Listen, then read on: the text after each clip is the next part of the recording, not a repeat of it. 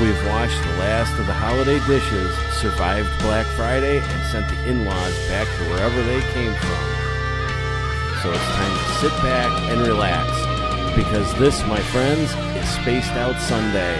My name is Everett Thiemer, and we are happy to welcome Kingdom of Nye Radio and Revolution Radio to tonight's broadcast. As always, if you miss any part of the show, you can listen to our archives for free at youtube.com/spacedoutradio. Just do us a favor and hit that subscribe button. Our website is spacedoutradio.com, where we have a plethora of features for you, including picking up a Team Stump coffee mug in the SOR vault. And let's face it, coffee always tastes better in a Team Stump coffee mug. Rocking out to some Bumblefoot and joining the Space Travelers Club, where for $5 a month, you'll find us always talking about some kinds of weirdness and oddities in the forums, hanging out in the chat room, and generating some exclusive content for you guys. It's always a ton of fun in there. Tonight's show is brought to you by CHIVE Charities. Please head on over to Spaced Out Radio's official charity, chivecharities.org, as we work to make the world 10% better. Tonight, we are joined by Katie Stafford. Hey, how are you? Hold on just a second. We got to finish this intro. Katie is known as the paranormal mad scientist because of his continuing research and experiments designed to push paranormal research equipment to the edge, hopefully making it more reliable and user-friendly. As a member of Supernatural Inc., he consults with groups on how to make their paranormal events memorable and rooted in history and truth.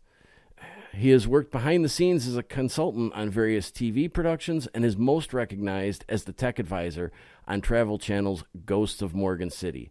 Katie, thank you so much for closing out the holiday weekend with us. I'm really glad you could be here. Well, thank you. It's good to talk to you, and I apologize for cutting in on you like that. That's quite all right. Your channel was actually still muted, so accidents happen. Accidents happen, and it's a holiday weekend, so we're gonna run a little free and loose here. Okay, that's the way we do it on Sundays. I like it. So you've kind of come to prominence with the Travel Channel's show, The Ghost of Morgan City, but this is something that you've been interested in for a long time, and I want to get into how you began to experiment with some of this equipment and some of the ideas that you've kind of brought to fruition. But I want to know first, how did you get into the paranormal in the beginning? Were you an experiencer? Did you have things happen to you, or was it just something you were drawn to? Well, I've had experiences, previous to really getting into paranormal research. As early as like 8 years old, I think was my earliest experience, and that was in like a haunted house, or what I remember to be a haunted house. And ever since, not ever since then, just kind of as I've grew up, and I've always had a lifelong interest in weird stuff, paranormal stuff. I remember when I was a kid, we didn't have the internet, so we had like three or four books, and it was like I can't remember the name of them, but it was like a little encyclopedia set, but it was like Encyclopedia of Weird or something like that. And so there's like three or four books, I think, and I just consumed those books over and over and over again. And it had everything from spontaneous human combustion to UFOs to ghosts and demonic possession and everything else. So I kind of devoured any kind of information I got on anything weird pretty much my entire life. And then, I was in the Army from 2007 to 2014. And so when I got out, me and my wife had decided, because she's always had an interest in the same stuff as well. So we decided that we were going to kind of go start doing things publicly, start kind of publishing our work online, or, because we saw everybody else was doing it. And we had just, spent 5 years in Germany, kind of cut off from kind of how the social media and everything was developing kind of in the U.S. So we were kind of getting it all from Germany, which was a little weird, I think. Excuse me. But, so yeah, that's kind of how I decided to just start doing things more publicly. And then, I had all these ideas for tech things that I wanted to try, because I saw, like Bill Chappell, right? I think he's kind of the one that kind of inspired me to start making things, start experimenting with tech. He was kind of the first one I saw making things that were outside of the box, like outside of an EMF detector and a recorder. And I thought that was cool. And so I started, experimenting with my own stuff. And, it turns out though, like I have this method where I try to like isolate myself kind of, but not necessarily isolate myself, but, when I start working on something, a lot of people will get as much information on that technology or whatever's been done in that area as possible. I would try to like sort of isolate myself from all that other stuff that had already been done and try to do it kind of on my own. And I think that's probably why a lot of my work seems so different. Some things you kind of want to stay on the same wavelength as what's been worked on before in the past, and then some things I feel like have been kind of beaten to death, and people get tunnel vision with things like EMF detectors and stuff like that, So yeah, it just kind of, Bill Chappell kind of inspired me to want to try different types of tech during investigations. And, when he came on Ghost Adventures and they were using all his different stuff, and which I don't really watch a lot of the TV shows, but, oh,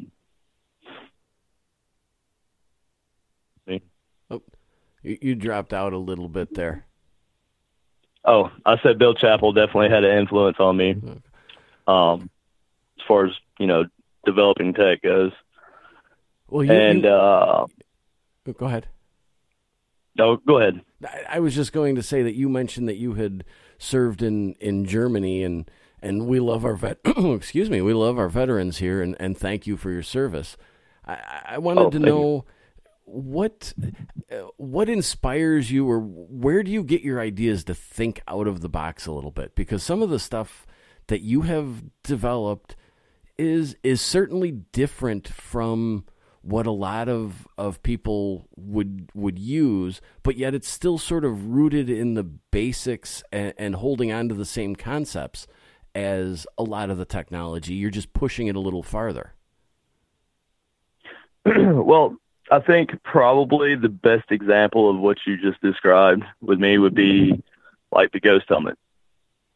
I don't know if you've seen that or not. It was the last episode of Ghost of Morgan City, actually, Jeremy wore the helmet. Yeah, I saw and, that. Can you describe that? Well, go into what inspired you about to develop that, and then let's talk about that a little bit, because that's a pretty interesting device. Okay. So when we got started doing our, more documented paranormal work, since we moved here to Kansas City, I began working with a lot of psychics and stuff. It kind of comes with the territory. That's just part of the, part of the game or whatever, the field. So, you end up working with a lot of psychics, a lot of mediums, and you start working with people who are seeing things that you can't see, experiencing things that you can't experience. it didn't matter what I had with me, what kind of technology I had with me. I would never be able to see these things that they're seeing, or, like I said, experience things they're experiencing. So I started looking into like paranormal experiences, and how could they be induced, or is there some sort of way to make our brains work in a certain way where we can see or experience these things that we can't normally see and experience. And so then I stumbled on the God helmet. And it's funny because when I was a kid, I had read about the God helmet. And I think I saw something on the news or something about the God helmet.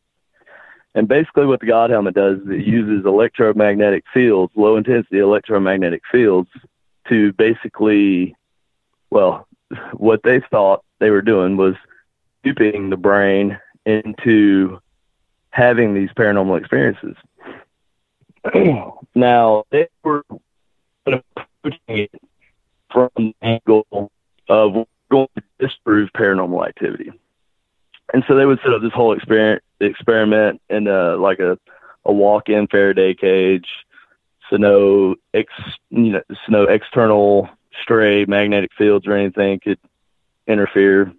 And they had subjects who would wear the helmet, and they would kind of record their experiences, and they put them out. And I think ultimately they realized that there was something a little bit more paranormal going on to this than they thought initially. And also interestingly enough, is the idea of EMF being a factor in paranormal activity kind of came from that same experiment, the same God helmet experiment, because that's what they were insinuating, is that low intensity magnetic field fluctuations would cause paranormal activity, or cause you to think paranormal activity was happening. Excuse me. So now the God helmet was, if I remember correctly, was initially developed in the 90s, and the general premise was to sort of affect the brain in a way that it would cause somebody to feel like they've had some sort of experience, right? Yes. Basically they were saying they were tricking you into having a hallucination, or imagining that you were having a paranormal experience, or a God experience, or some sort of religious or divine experience. Okay. So that was their angle. That's how they set out to conduct their experiments, is to disprove paranormal activity. But like I said, I think in the end they ended up with, because the neuroscientist's name was Dr. Michael Persinger. And Stanley Coren was the engineer who built it, the God helmet. And so I think ultimately they ended up with, we're not really sure what's going on here, because they still actually sell that same helmet set up online. And where I saw a website. I don't know if they actually sell it or not, but I'm sure they do. I'm sure you can buy one somewhere. But so basically I said I like that idea, and when I looked at their results, I saw that people were having these potentially genuine paranormal experiences. I mean, all it takes is the difference in opinion for it to go from a genuine paranormal experience to a hallucination. And I thought, well, if I can build something that will operate similarly, then use this device in allegedly haunted locations, then maybe, if we could get some kind of evidence that would validate what you were seeing, and then compare that, or validate that compared to other activity that happened at that location, maybe that would put some kind of in the helmet. Okay. So how is your helmet different from what they developed back then? And I'm going to tell you ahead of time here, we are having some issues with Skype. So maybe at the break, if it doesn't clear up, we might during the break reconnect and see if we get a better connection. Okay. So the helmet that I built is it's essentially the same, meaning that it operates using electromagnetic fields. I use electromagnetic coils that I fire in a certain way to, aimed at a certain part of your brain to induce a certain, what they would describe it as inducing a hallucination. I describe it as retraining your brain waves sort of temporarily. So I basically came up with my own design. Yes, I put it all out to just because that was like the best thing that worked. It worked as far as putting all the hardware on, and it's for it being adjustable, so I can place the EM coils directly over the spot on your head when I need to. So it ended up working out best. So I decided to go with that, and also I felt like there was an added level of like a meditative state that needed to be added to the situation. So I started experimenting with different things with that, and that's when I found brain entrainment. So that added LEDs near your eyes to sort of flash in a sequence that mimics your brain activity during different brain waves. So, your delta waves, your alpha waves, beta waves, gamma waves, not get the theta waves.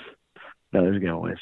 So could you program this to, you can essentially program these LEDs to kind of blink in a way that would it help induce more quickly sort of a meditative or relaxed state? Yeah, I think for people like me who have a problem like settling into that meditative state, it definitely helps. So I knew that would help as far as the meditative state goes. So if I could get you there, then the helmet would do the rest. And it seems to be working pretty well. We've had a lot of good results. I have about 4 or 5 of them out to other researchers, and they're also using the helmet in their own experiments. And we kind of, they kind of report back to me, hey, this bunch of cool stuff happened. We had, these people, like half of the people had experiences, the other half didn't. And that's usually the way it turns out. And I kind of chalk that up to, if it's kind of like being hypnotized. Hypnotized into a different state. And if you're not very susceptible to being hypnotized, then odds are the helmet won't work for you either. So it's not like a surefire, hey, you put this helmet on, you're going to see ghosts. Unfortunately, nothing in the paranormal field works that way. Right, so, of course. Yeah. So that's basically the helmet in a nutshell. Now, have you been able to sort of cross-reference the results of using this helmet with any other kind of equipment, or have you used it in conjunction with other equipment that's kind of verified what the person is experiencing?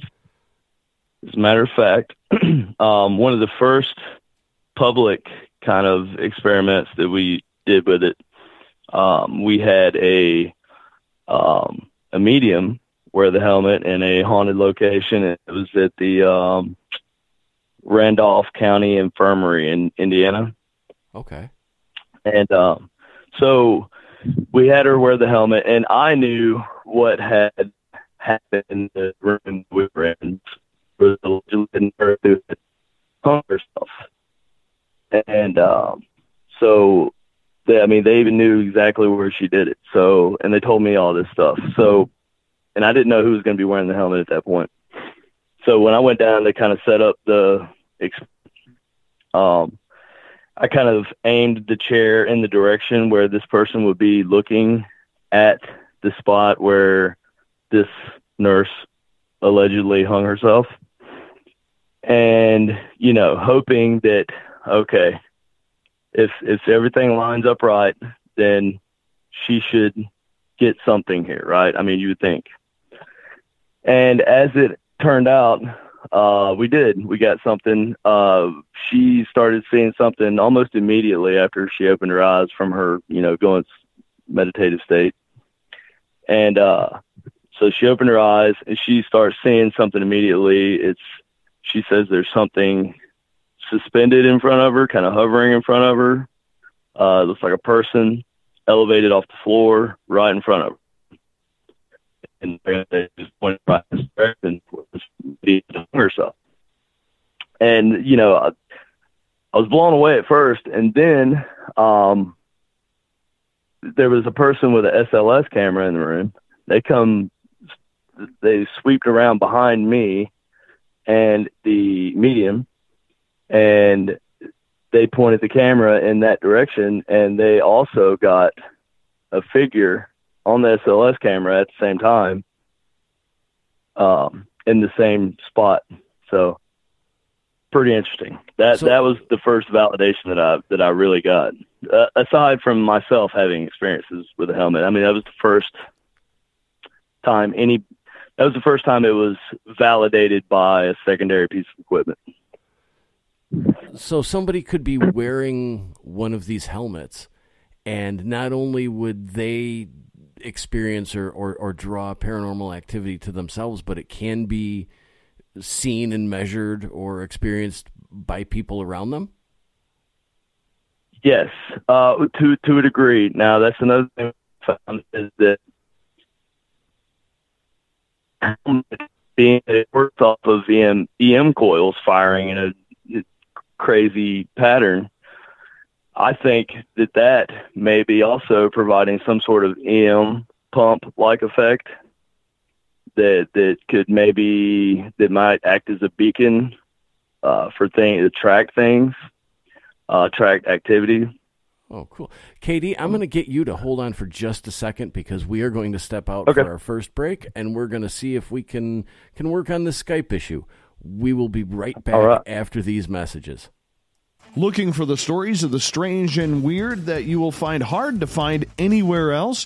Check out the SOR Newswire on our website. Our writers, led by Captain Shirk, are scouring the world for the oddest and most bizarre stories we can find. Everything from weird crime to suspenseful and paranormal. We're working hard for you to bring you the most intriguing news of your day. Check out the SOR Newswire at spacedoutradio.com today. Hey everybody, the SOR Space Travelers is open. For just $5 a month, you can hang out with Dave and our crew privately in our members-only section. With your signing, you'll receive newsletters on what's going on with Spaced Out Radio. You'll have direct contact with the host during the show in our chat, live streaming videos, and a great forum for your posts and more. Become a space traveler now at spacedoutradio.com.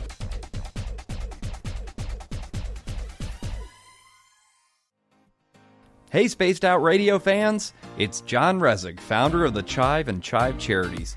We live in a world of mystery and uncertainty, which you guys know better than anyone. Sometimes you just need to be brought back down to earth for a while.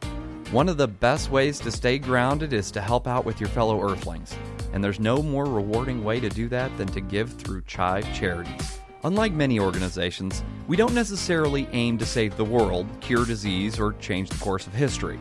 Our goal is to make the life of veterans, first responders, and those with rare medical conditions 10% happier. We do this by donating one grant item, ranging from vans to therapy programs to prosthetic limbs, to those who need it most. CHIVE Charities is nothing without our donors, an amazing group of underdogs helping underdogs. To contribute to Spaced Out Radio's official charity, head over to chivecharities.org and become a donor today. Are you addicted to the woo? Good. Me too. This is Dave Scott, and you can woo it up with me every Monday through Friday, starting at 9:06 Pacific, 12:06 a.m. Eastern, for 3 hours of great entertainment in the subjects you love. UFOs, ghosts, cryptids, intuition. Yes, we hit it all 5 days a week. Look for us at spacedoutradio.com, where together, my friends, we own the night.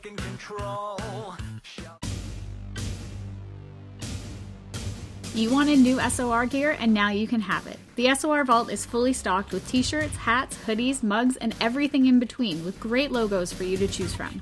So head on over to spacedoutradio.com, click on the SOR Vault, and go shopping. Pricing is quite affordable, and you can look good representing your favorite show. So go to our website and pick up your new SOR wear at the SOR Vault today.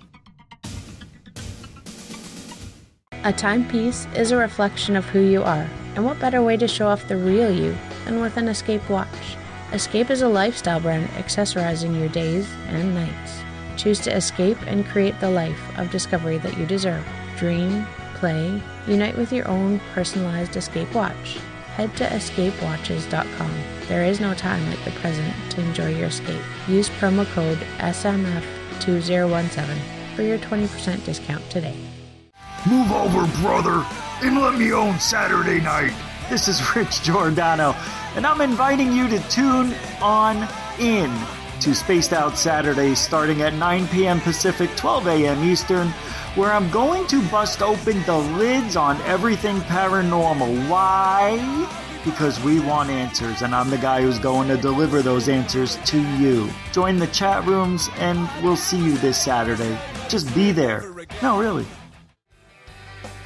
From the heartlands of Canada to beards around the world, we know how to take care of you. Fill your follicles with the Mighty Moose Beard Oil. All our oils and balms are handmade and 100% natural ingredients because we care about your beard. And hey, use the promo code SOR2019 and get your Mighty Moose Beard Oil today. You can check us out on our website, mightymoosebeard.com.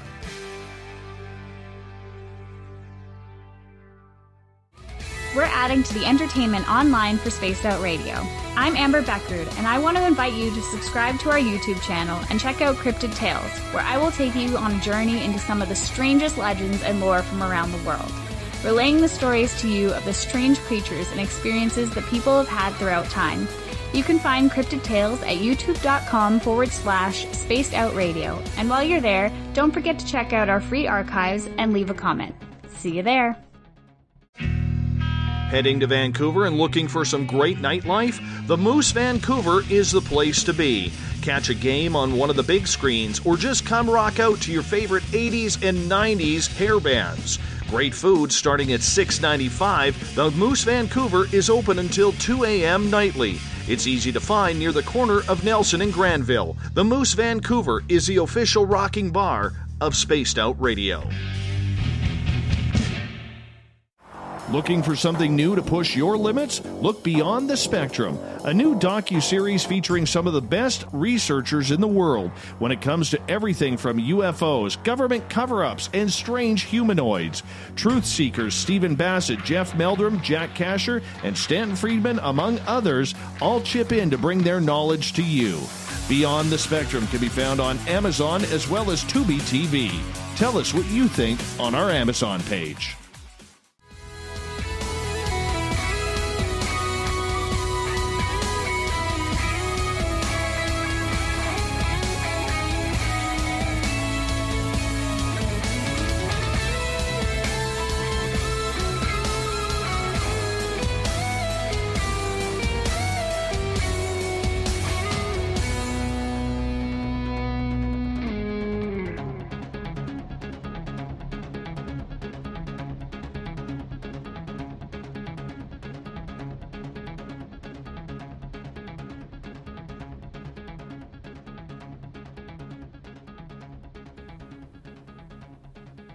Welcome back to Spaced Out Sundays. I'm your host, Everett Thiemer. Thank you for spending your evening with us. Don't forget, if you've missed any part of the show, you can check out our archives for free at youtube.com/Spaced Out Radio. Just do us the favor and hit that subscribe button. Our website is spacedoutradio.com, where we have a plethora of features for you, including rocking out to some Bumblefoot, shopping in the SOR Vault, joining the Space Travelers Club, and so much more. Before the break, we were talking to Katie Stafford of Ghost of Morgan City about his helmet that he's developed. And we're going to switch gears here a little bit, and we're going to talk ghost boxes, because those are one of the things that, you know, I was initially a skeptic on these, and through working with Bill Hauser over time, I've really switched my opinion quite a bit, and Katie has developed some different devices and has quite a knowledge of the history and use of these things. So Katie, thank you for joining us again on this holiday weekend. Hopefully we've corrected the Skype issue, and now it's time to talk some ghost boxes. All right. My favorite. Excellent. It's hard to start out talking about ghost boxes without talking about Frank Sumption. I mean, he was kind of the leader of the pack regarding these, wasn't he? In the sense that we know ghost boxes as, yes. He is, to my knowledge, he was the first one to actually make a sweeping ghost box, or a sweeping radio style ghost box. Now before he developed that, didn't people just take a standard radio and they would just kind of turn the dial back and forth? Well, it wasn't even so much as that. It was more, radio was used basically more for the white noise.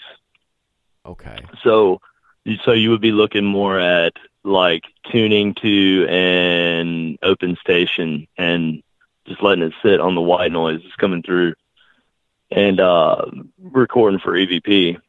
And but there were other devices, but they weren't as much radio based.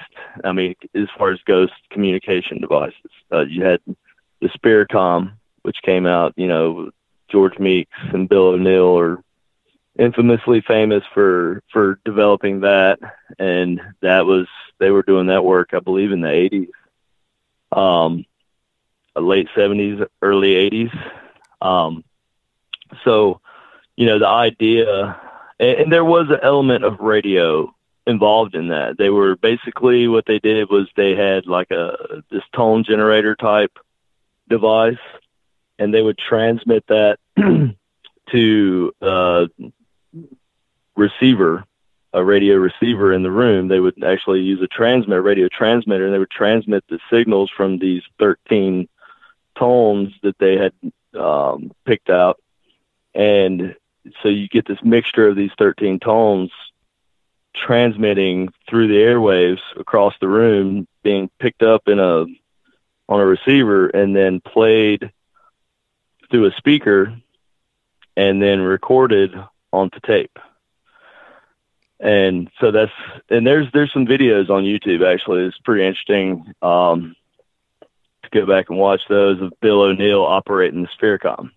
And Bill O'Neill was kind of this was a metaphysics institute foundation. I can't remember which one it is, but they basically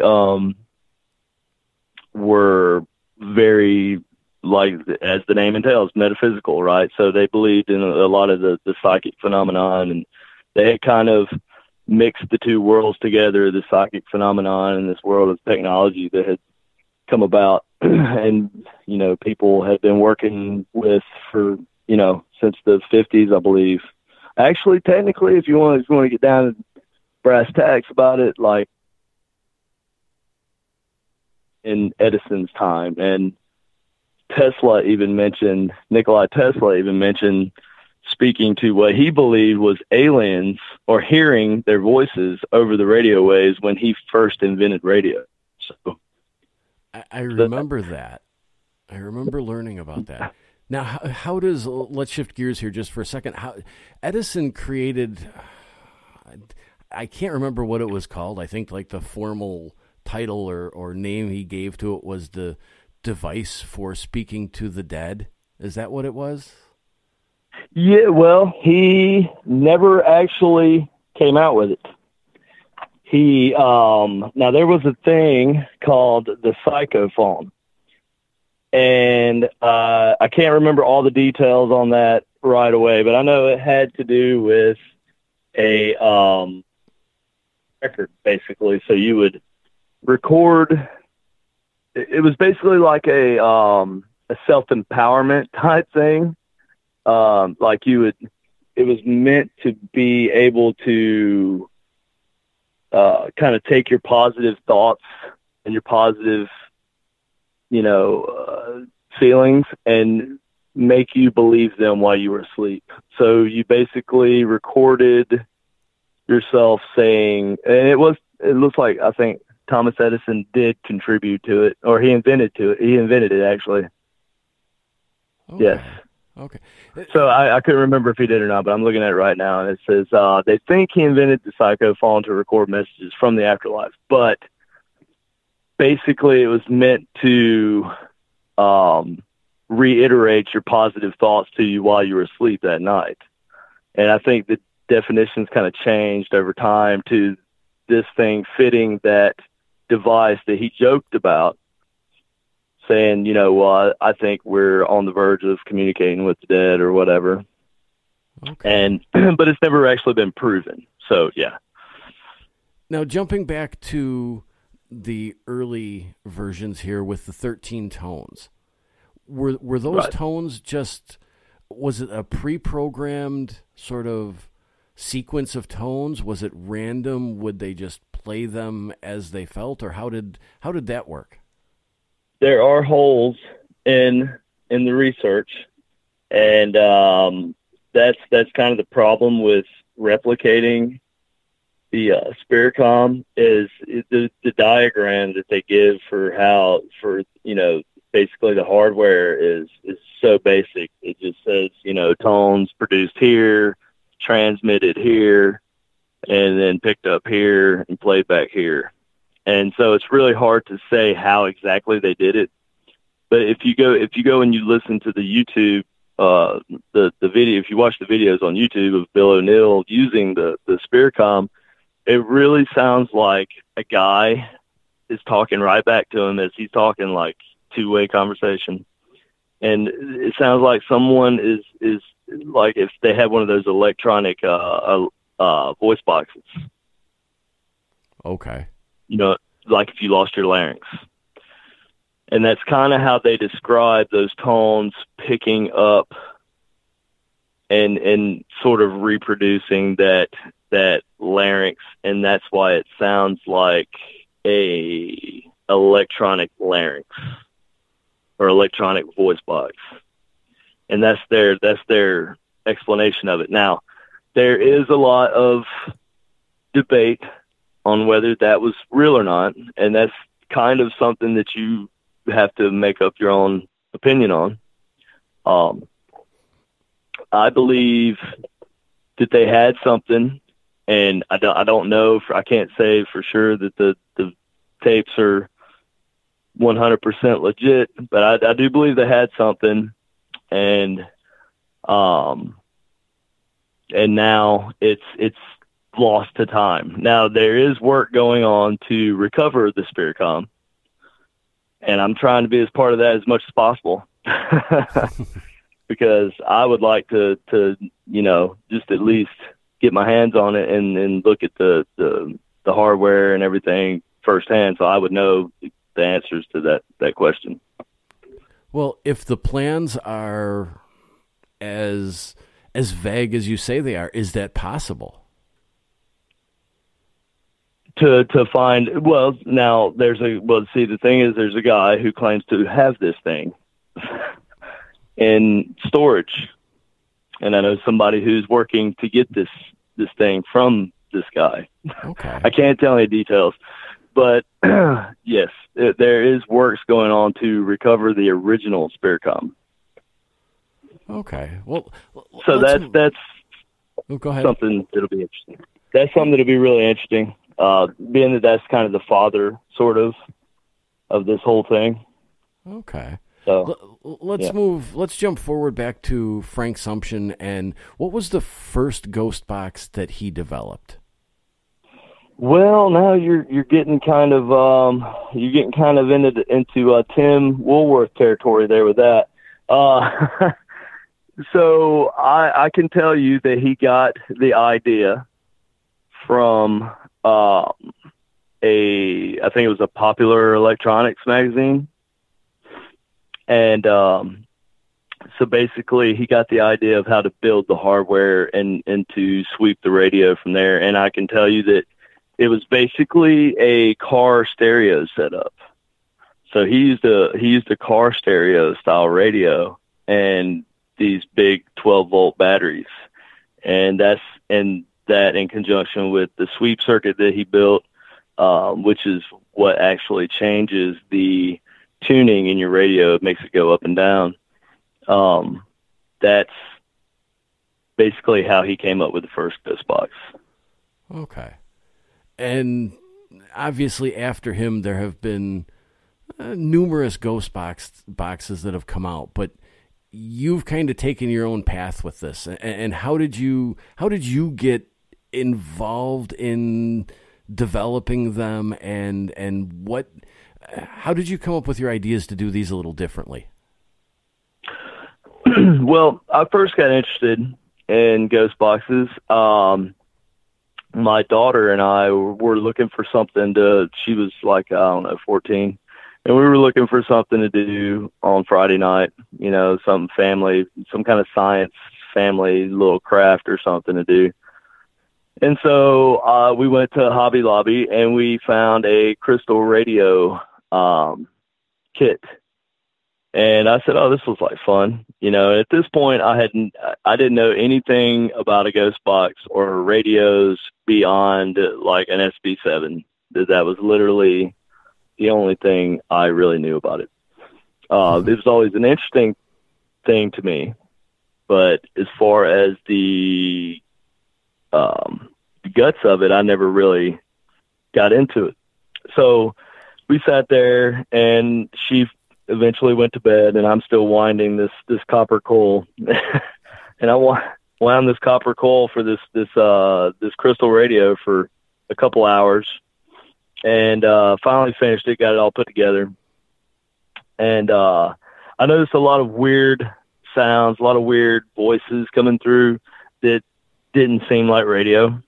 It didn't seem like a radio station being broadcast. I couldn't quite it's kind of like the Tesla thing. I couldn't quite make out what they were saying. It sounded intelligent, it sounded human. It sounded like another language, but I couldn't put a finger on which language. Normally you can kind of pick out, okay, well, they're speaking Russian, or they're speaking, Spanish or German or whatever. But this was really hard for me. I couldn't put a finger on the language or the dialect or anything. So I decided to kind of pursue the radio idea further.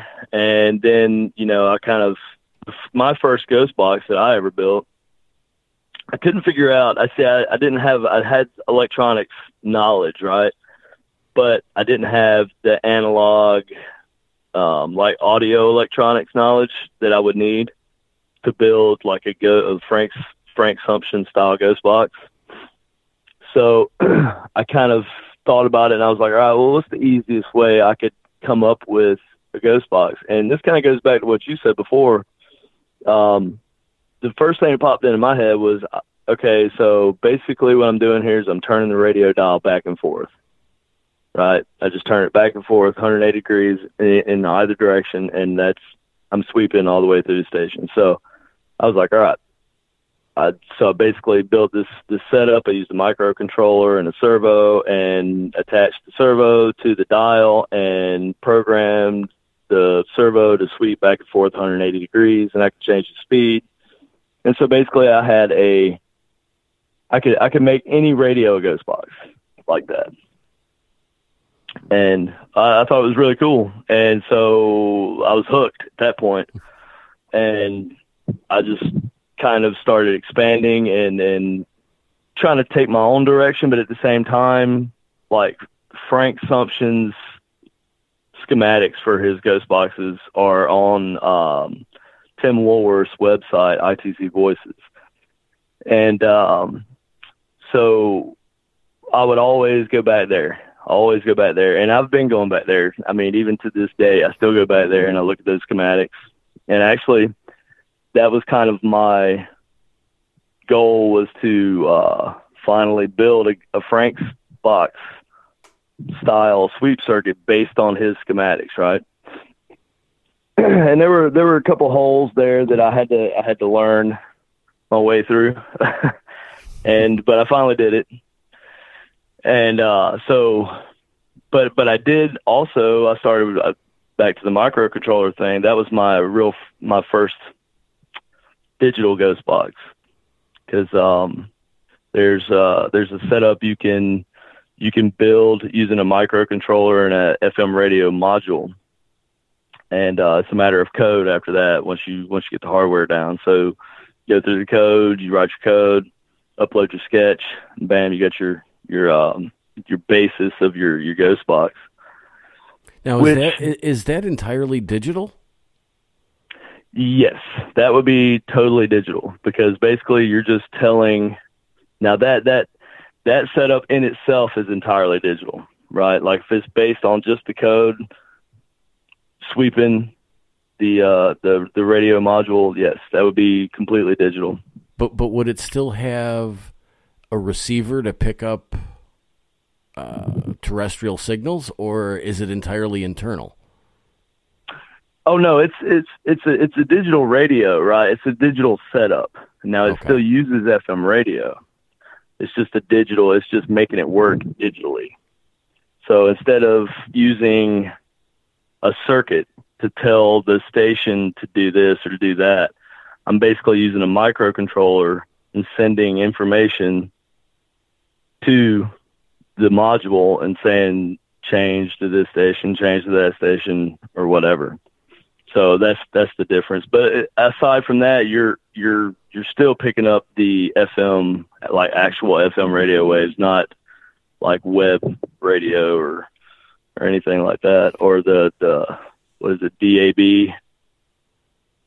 I think is the new stuff, DAB. Right. Okay. Yeah. What are the?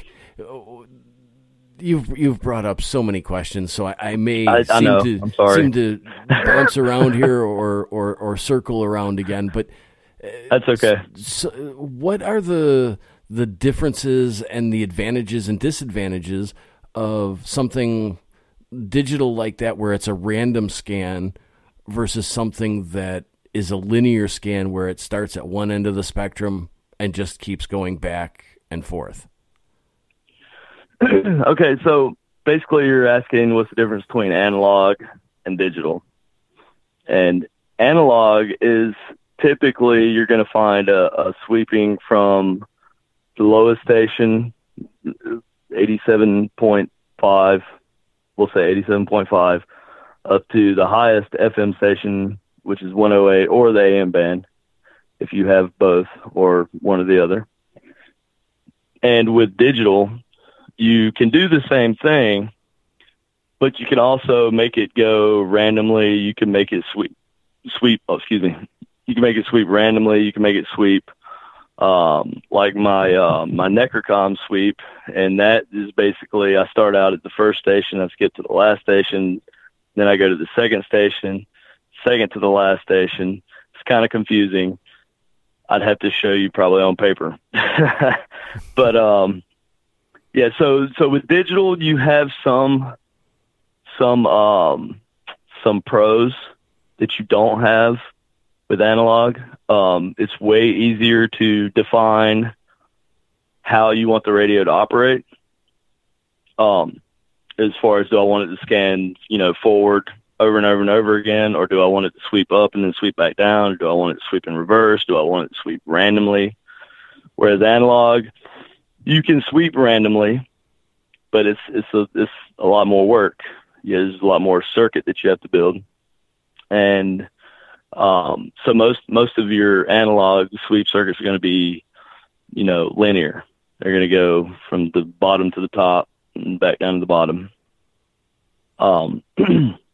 Now, obviously, there's no AM in in your digital sweep style radio, microcontroller based radio. They don't have an AM module. There's probably a way I could do it, but it's almost like it's not even worth the work to do that when I can just do it with analog. Okay. But that's going to be your main con with digital, is you're kind of stuck with FM. Is there an advantage, or this brings up a big debate, because I've seen people who swear by AM, I've seen people who swear by FM. Yes.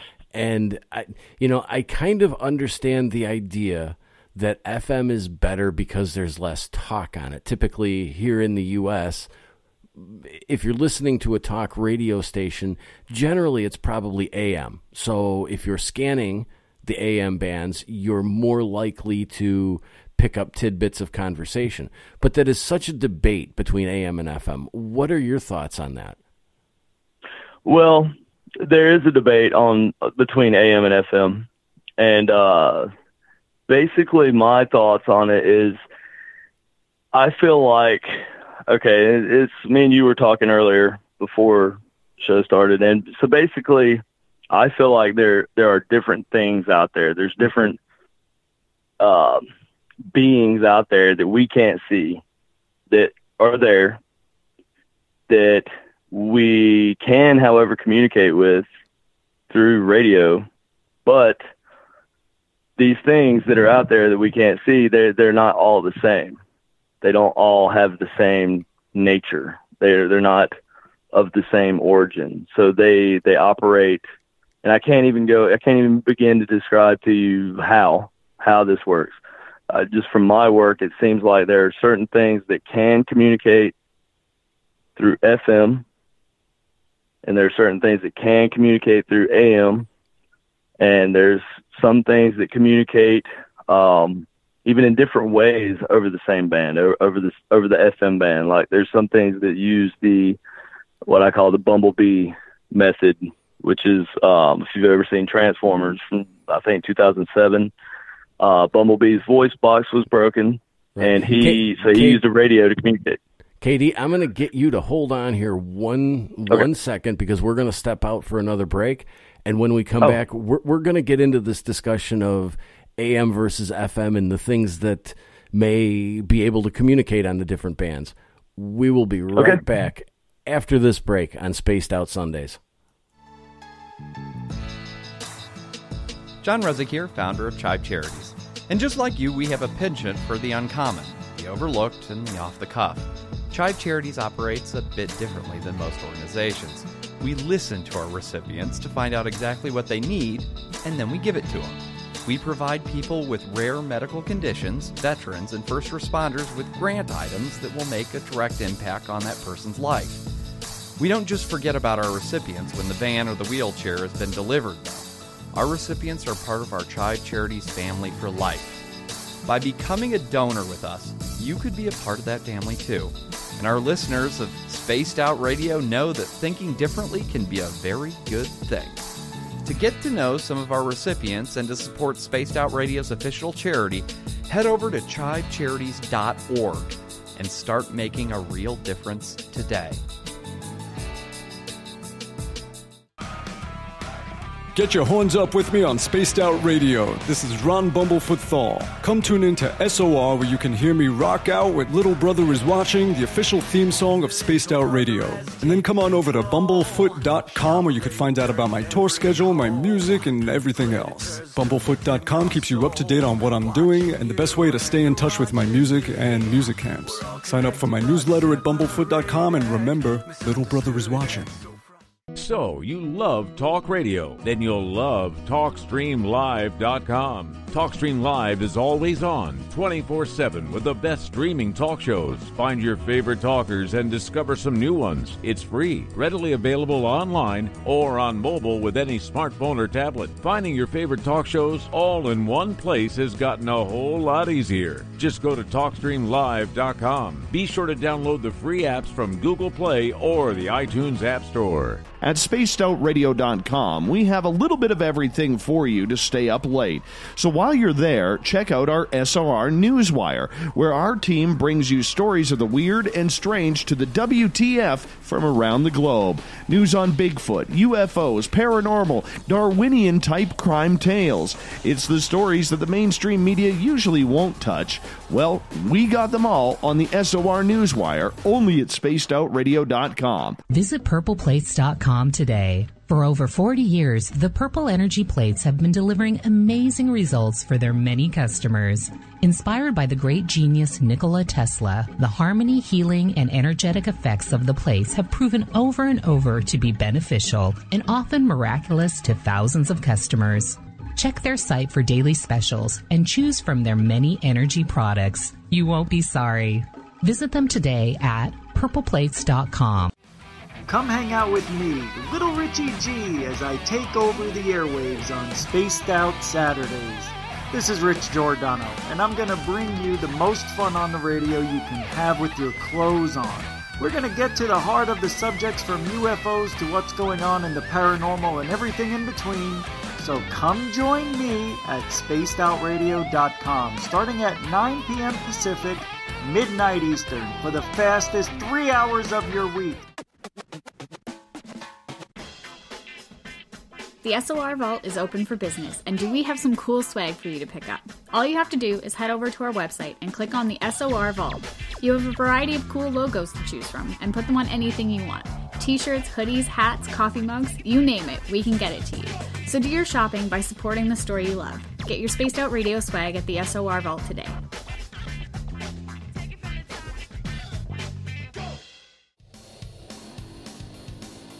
We all know on Spaced Out Radio we love a good beard and mustache, so why not take care of your facial hair with Mighty Moose Beard Oil?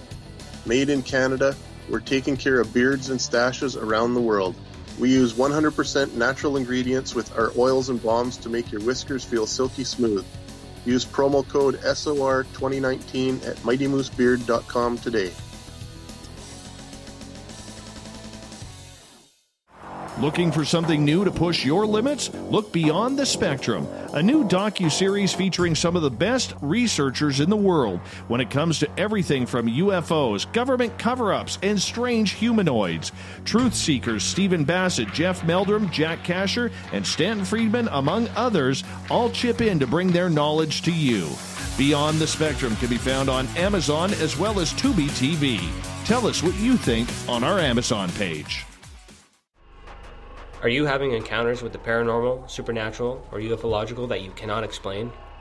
Look no further than the SOR Sightlines Report, brought to you by the Experiencers Support Association. This is Ryan Stacy, head of the Research Association, TESA. Soon on the Spaced Out Radio website, you'll be able to file your reports and have them researched for you. We are independent and ready to help Spaced Out Radio listeners today. Hi, this is Amber Beckrud, and I want to invite you to subscribe to our YouTube channel where we store all of the SOR show archives for free. And as an added bonus, every 2 weeks I'm posting brand new content on Cryptid Tales, where I will get into some of the spookier legends and folklore from around the world and tell the stories that go with them. Find us at youtube.com/spacedoutradio and check out Cryptid Tales today. Drop a comment and let me know what you want to hear. See you there. For the price of 1 cup of coffee a month, you can become an SOR Space Traveler. The Space Travelers Club is a place where you can interact with other listeners, either live during the show or on our great forum. We want your stories, pictures, comments, and ideas. You'll get live video streams, exclusive content, and be a part of our newsletter. Stay in touch with everything SOR. The Space Travelers Club is just $5 a month at spacedoutradio.com. Hi there, this is Dave Scott, and I'm bringing you the Woo every Monday through Friday on Spaced Out Radio. I'm going all out to bring you the strangest, oddest stories and subjects I could find for your entertainment. Why? Because when we hit peak Woo, I know I've done my job. So come tune us in at spacedoutradio.com, 9:06 Pacific, 12:06 a.m. Eastern, and together, my friends, we own the night.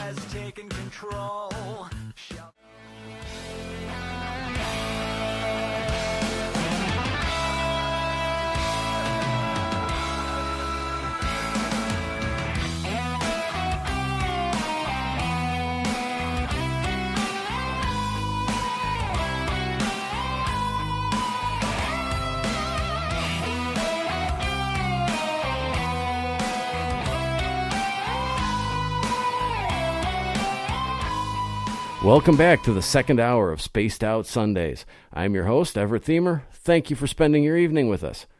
We welcome back everyone listening in on our terrestrial affiliates. KDNF, AM 1560 in Dangerfield, Texas. KDUN, AM 1030 in Reedsport, Oregon. KZFX, 93.7 FM in Ridgecrest, California. WQEE 99.1 FM in Noonan, Georgia, and UPRN 107.7 FM in New Orleans. On the digital side, we are on Kingdom of Nye Radio and Revolution Radio. And don't forget, you can check out our archives for free at youtube.com/spacedoutradio. Just do us a favor and hit that subscribe button.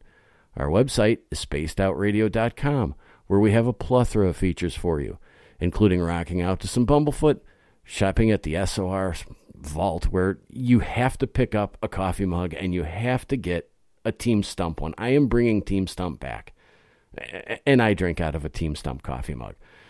Reading up on the SOR Newswire and checking out Dave's weekly blog. And I have to tell you, Dave wrote a blog this week and posted it a little early. And for those of you that don't know, SOR is celebrating its 5 years, 5th anniversary.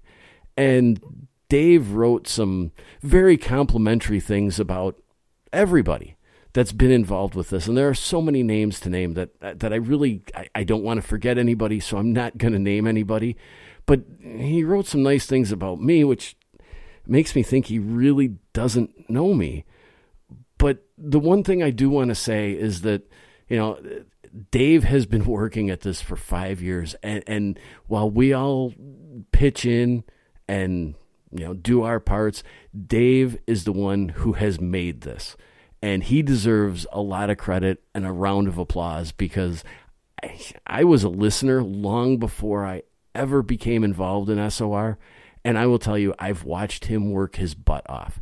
So while he's busy complimenting everybody else, I think we all need to say a kind word or two about Dave, because he's probably one of the hardest working people in media that I know. And nobody, when that mic comes on, he is bringing his A game, and people don't see the hard work that he puts in. But he definitely deserves a round of applause. And with that, because I'm not big on the whole love fest kind of things, but with that, we bring back Katie Stafford. And Katie, before the break, we were talking about the debate between AM band and FM band. And there's a pretty big divide there. And I'd like to kind of continue that. What are your thoughts on the different bands, and which one do you prefer to use? Well, I've always kind of gravitated towards AM. And I think that's probably more to do with my fascination with crystal radios and, you know, just my kind of beginnings there. And just knowing what, you know, Nikolai Tesla had heard over his radio. And his radio would have been AM. And so that's always kind of interested me. And so I just kind of followed that, just based on, okay, I'll give you kind of a loose description of why I think AM's better. AM, I believe, I don't want to say better. I want to say better in some senses. AM, I think, provides more of a local medium, if that makes sense, for things to communicate through. It's just kind of the nature of AM radio, you know. It's something it needs to be local, right? Like FM can broadcast a little bit further out. Signals come in a little bit stronger, a little bit clearer, a little bit more defined. It's a little bit more structured. And AM is just kind of whatever's strongest, whatever's closest, that's going to kind of dominate your bandwidth, you know. And it's like if you have a sports broadcast station on an AM radio band right down the street, you're going to only get that sports broadcast through your AM radio. because if it's right down the street from you, that's all you're going to get, really. It's going to be hard for you to define anything else. I think that's kind of the magic for me. I feel like with the AM radio waves, it's more a matter of things communicating through the waves themselves, if that makes sense. I think it does. I feel like we put a lot of thought, we put a lot of stock into the idea that ghosts or these things that we can't see that we're talking to, that they can manipulate electromagnetic fields, and it only makes sense that they would be able to. Anything made of energy is part of the electromagnetic spectrum. So no matter what kind of energy it is, it's part of the EM spectrum. So that always made sense to me. And so I feel like these things that we're talking to, if they interact with us by use of or by the means of interacting with EM fields, then it only makes sense for them to be able to communicate through the radio by interacting in those fields that we're picking up. And so that's always kind of been the most logical reason or way that this whole thing works, that I can kind of put it, make sense of it in my head. Okay. Moonlit in our Spreaker chat brings up an interesting point about the idea of, what about other bands? We talk about AM and FM, but what about CB, shortwave, VHF? Yeah. What about all these other bands where things are flying around out there? That's all those bands are also useful. They're just not as common. When you talk about VHF and UHF, you're talking about old school TV broadcast waves, right? And we actually have something for that. We have something that Frank Sumption actually developed, which is the sweeping television, and we actually still make those. I don't know that anybody else actually makes those besides us, but so we make these. We take the little camping, the old school camping TVs. Okay. And we actually hook them up and wire them up in the way that we would a ghost box, and we make these little TVs sweep through the UHF, VHF bands. And then we'll take pictures of the screen while we're conducting an EVP session, record the audio from the white noise. We've got a lot of interesting pictures. So yes, UHF, VHF bandwidths are also a plausible method of gathering evidence or communication. Shortwave is also an interesting one. Recently, we found another series of radios that are actually not out of date, that you can't find anymore or whatever. You could buy these on Amazon. So they're readily available, that we can hook up our sweep circuit to, and basically we get a AM FM shortwave ghost box, and then we have AM FM, and then we have also shortwave bands, and we have like 9 different bands of shortwave. So all those different bandwidths are, in my opinion, have the potential for communication. Now, with the transition to digital for television, are the UHF and VHF bands, they should be, for the most part, pretty much free of vocalizations or anything like that, aren't they? They are, for the most part. Now, you will occasionally catch a stray signal come through.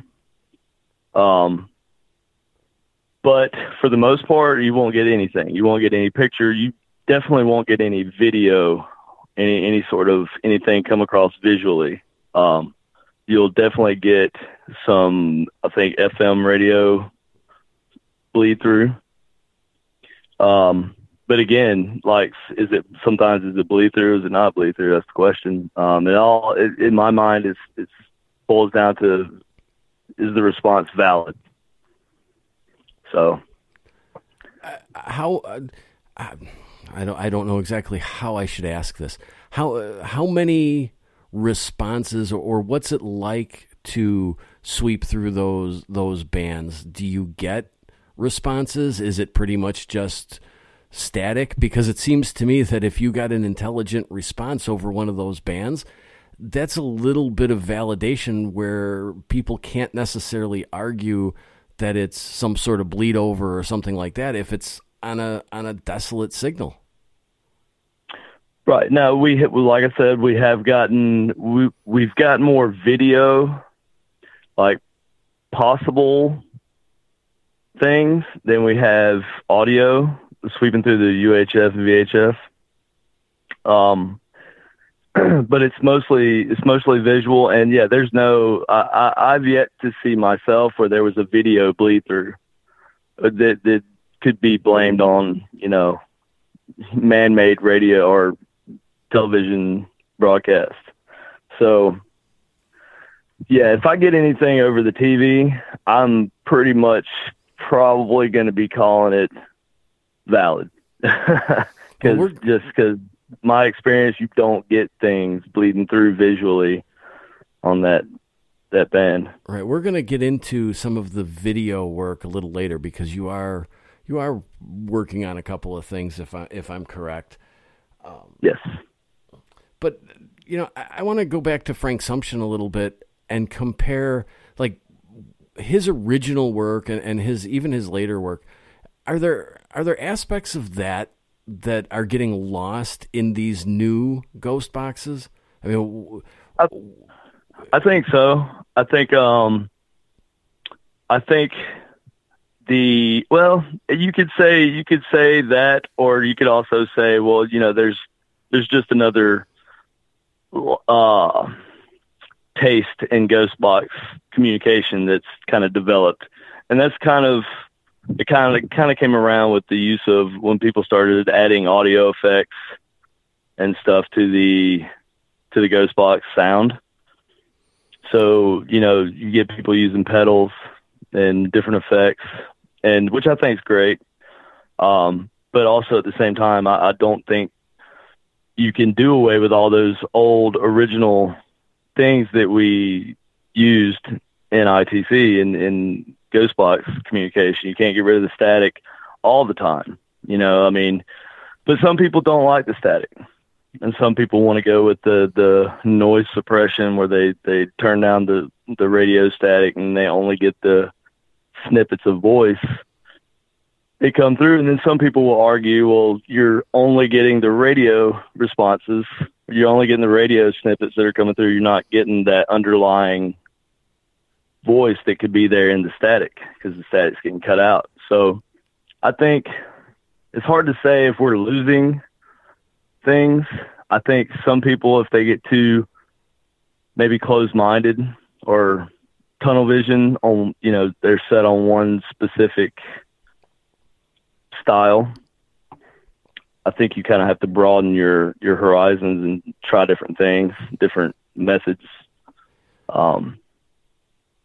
Yeah, so I think a lot of people are losing that, but that's kind of something we're trying to bring back. We're trying to, make old school Frank's box, ghost boxes cool again. Talking about adding the pedals and effects, I'm a bit of an audio purist.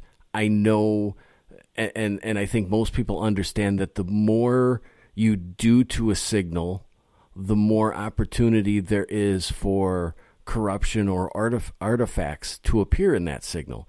And when you start adding, whether it be the chorus or the reverb, or I've seen people add digital delay, doesn't that, how do you feel about that? And doesn't that open up the door to having an artifact processed in there that's misidentified or losing something because it's been processed right out? Now, I would be more concerned about losing something, right, because it's been processed out. As far as getting an artifact that might be like a false positive is basically what you're saying. Right. Who are we to say that it's a false positive? If it's valid, if you get a response and it's valid, if it's a valid response. Now, if it's just some random, 98.1 or something like that, it's obviously like a radio something, then obviously not valid, right? But if you take for instance, there's a video on YouTube that I put on YouTube a while back, and it was at Shoal Creek Living History Museum. And I was doing a session in a cabin, and I asked when I was talking to the guy, the alleged ghost that was there, had been accused of killing children, and then had been hung, and then later they found out that that guy didn't do it. Somebody else did it because the other guy confessed. So I'm in there trying to get answers, and I ask, are you guilty or innocent? If you're innocent, just say the word innocent. And immediately I got the word innocent. Now, some people might say, well, you just happened to get that come across, or that was a radio snippet. That wasn't like a ghost talking to you. My response would be, well, how do we know that? And calculate those odds that I would get that answer to that specific question at that specific time. The radio would just happen to sweep past a station that they were talking about something where the word innocent came up just as I asked that question. It's just kind of astronomical, I would imagine. I don't even know how to calculate those odds. So, I say it all boils down to validity. Is it valid or is it random? Right? They're your response. And that's kind of answering your question. But, so, I mean, artifacts is kind of what we're looking for. We're looking for that distortion in the noise. We're looking for that spike in that background noise. We're looking for that imperfection in, that static background. And I know that probably one of the biggest disadvantages of most of the ghost boxes is the static. For somebody who's first trying to use it, or somebody who's listening to somebody else use it, it at times can be difficult to listen to and pick words out. But very, it seems like the idea of running that signal through processors to take out the static, you just run the risk of losing something. I do agree with that.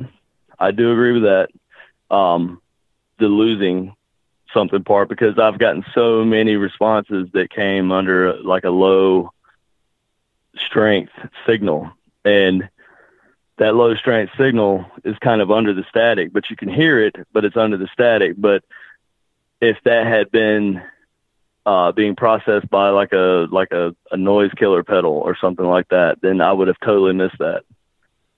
You're only going to get the strongest responses that come through. Now, how did pedals come to be used on these? Well, I know there was I think there are some people, I don't want to say any names, but there are some people who would like to claim all the fame to that. And that's fine if they want to. It doesn't matter to me either way. But basically people, so reverb was the first thing to kind of come around and be used. And I think that stems off of Frank Sumption. His first, he used what he called an echo chamber. Right. And so it was basically a box that his ghost box, the sound from his ghost box would be played audibly through a loudspeaker into a box, a sealed box that had a microphone element inside of it. And then that would be recorded to like a tape player or whatever. It had a line out that it could be recorded. And so basically that was kind of the first kind of reverb or echo type addition that was added.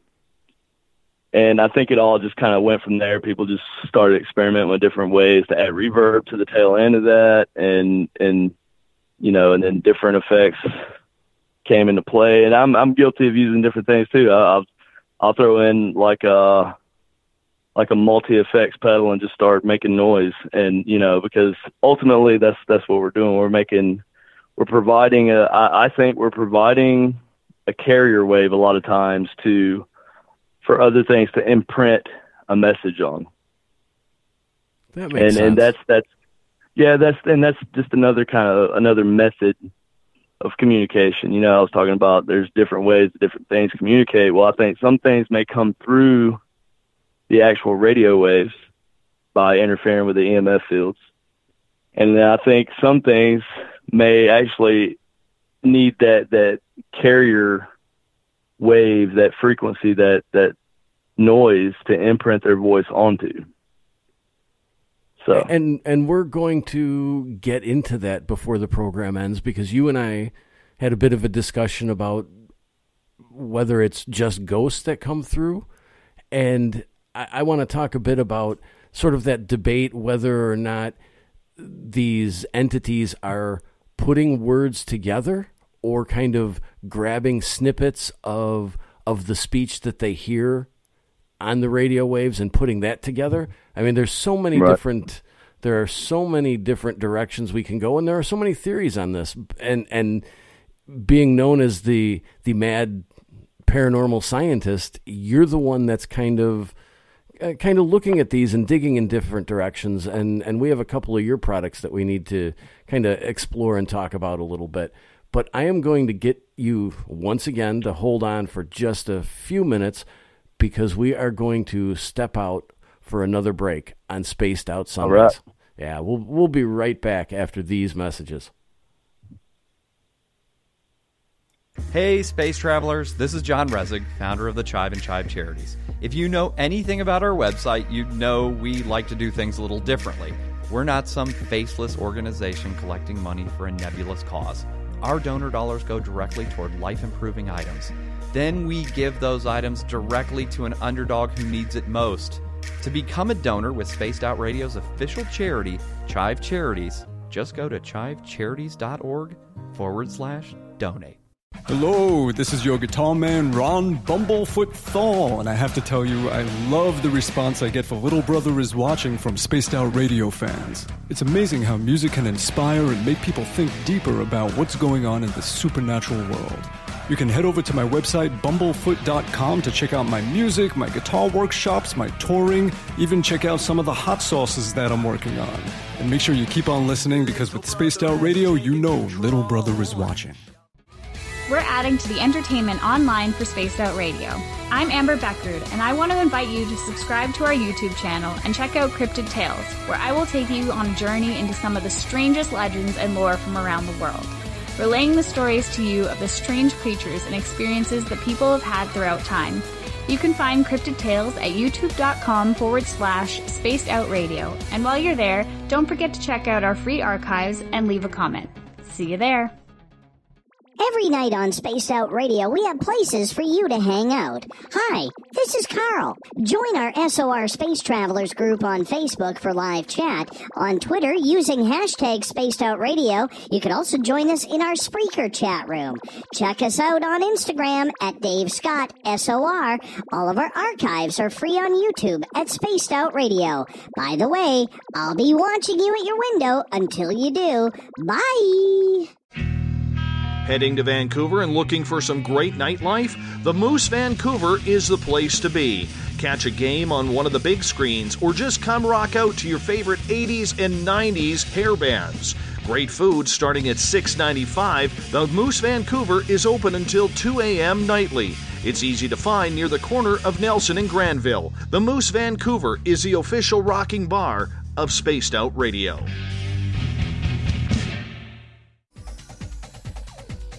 Hey everybody, the SOR Space Travelers is open. For just $5 a month, you can hang out with Dave and our crew privately in our members-only section. With your signing, you'll receive newsletters on what's going on with Spaced Out Radio. You'll have direct contact with the host during the show in our chat, live streaming videos, and a great forum for your posts and more. Become a space traveler now at spacedoutradio.com.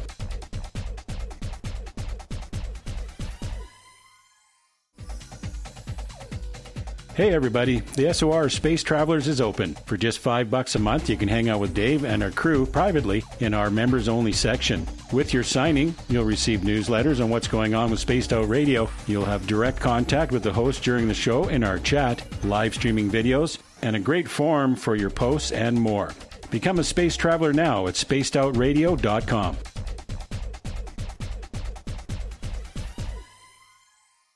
Hi there, this is Geraldine Orozco from San Francisco's Bay Area Meditation. I invite you to join me the first Tuesday of every month with Dave Scott for Spaced Out Radio's The Spiritual You. In this fast-paced world we live in, it's time for you to take some time for you. We'll cover every possible subject from powerful meditation to healing techniques to your own intuition and spirituality. So come join us for The Spiritual You. Visit purpleplates.com today. For over 40 years, the Purple Energy Plates have been delivering amazing results for their many customers. Inspired by the great genius Nikola Tesla, the harmony, healing, and energetic effects of the plates have proven over and over to be beneficial and often miraculous to thousands of customers. Check their site for daily specials and choose from their many energy products. You won't be sorry. Visit them today at purpleplates.com. Looking for a place to advertise at a very reasonable cost? Look no further than Spaced Out Radio. SpacedOutRadio.com has an advertising tab that you can click to check out our daily, weekly, and monthly packages to play on the radio, or our website including social media. From commercial spots to banners, we have it all. Check out our competitive pricing today. Move over, brother, and let me own Saturday night. This is Rich Giordano, and I'm inviting you to tune on in to Spaced Out Saturdays starting at 9 p.m. Pacific, 12 a.m. Eastern, where I'm going to bust open the lids on everything paranormal. Why? Because we want answers, and I'm the guy who's going to deliver those answers to you. Join the chat rooms, and we'll see you this Saturday. Just be there. No, really. Looking for the stories of the strange and weird that you will find hard to find anywhere else? Check out the SOR Newswire on our website. Our writers, led by Captain Shirk, are scouring the world for the oddest and most bizarre stories we can find. Everything from weird crime to suspenseful and paranormal. We're working hard for you to bring you the most intriguing news of your day. Check out the SOR Newswire at spacedoutradio.com today.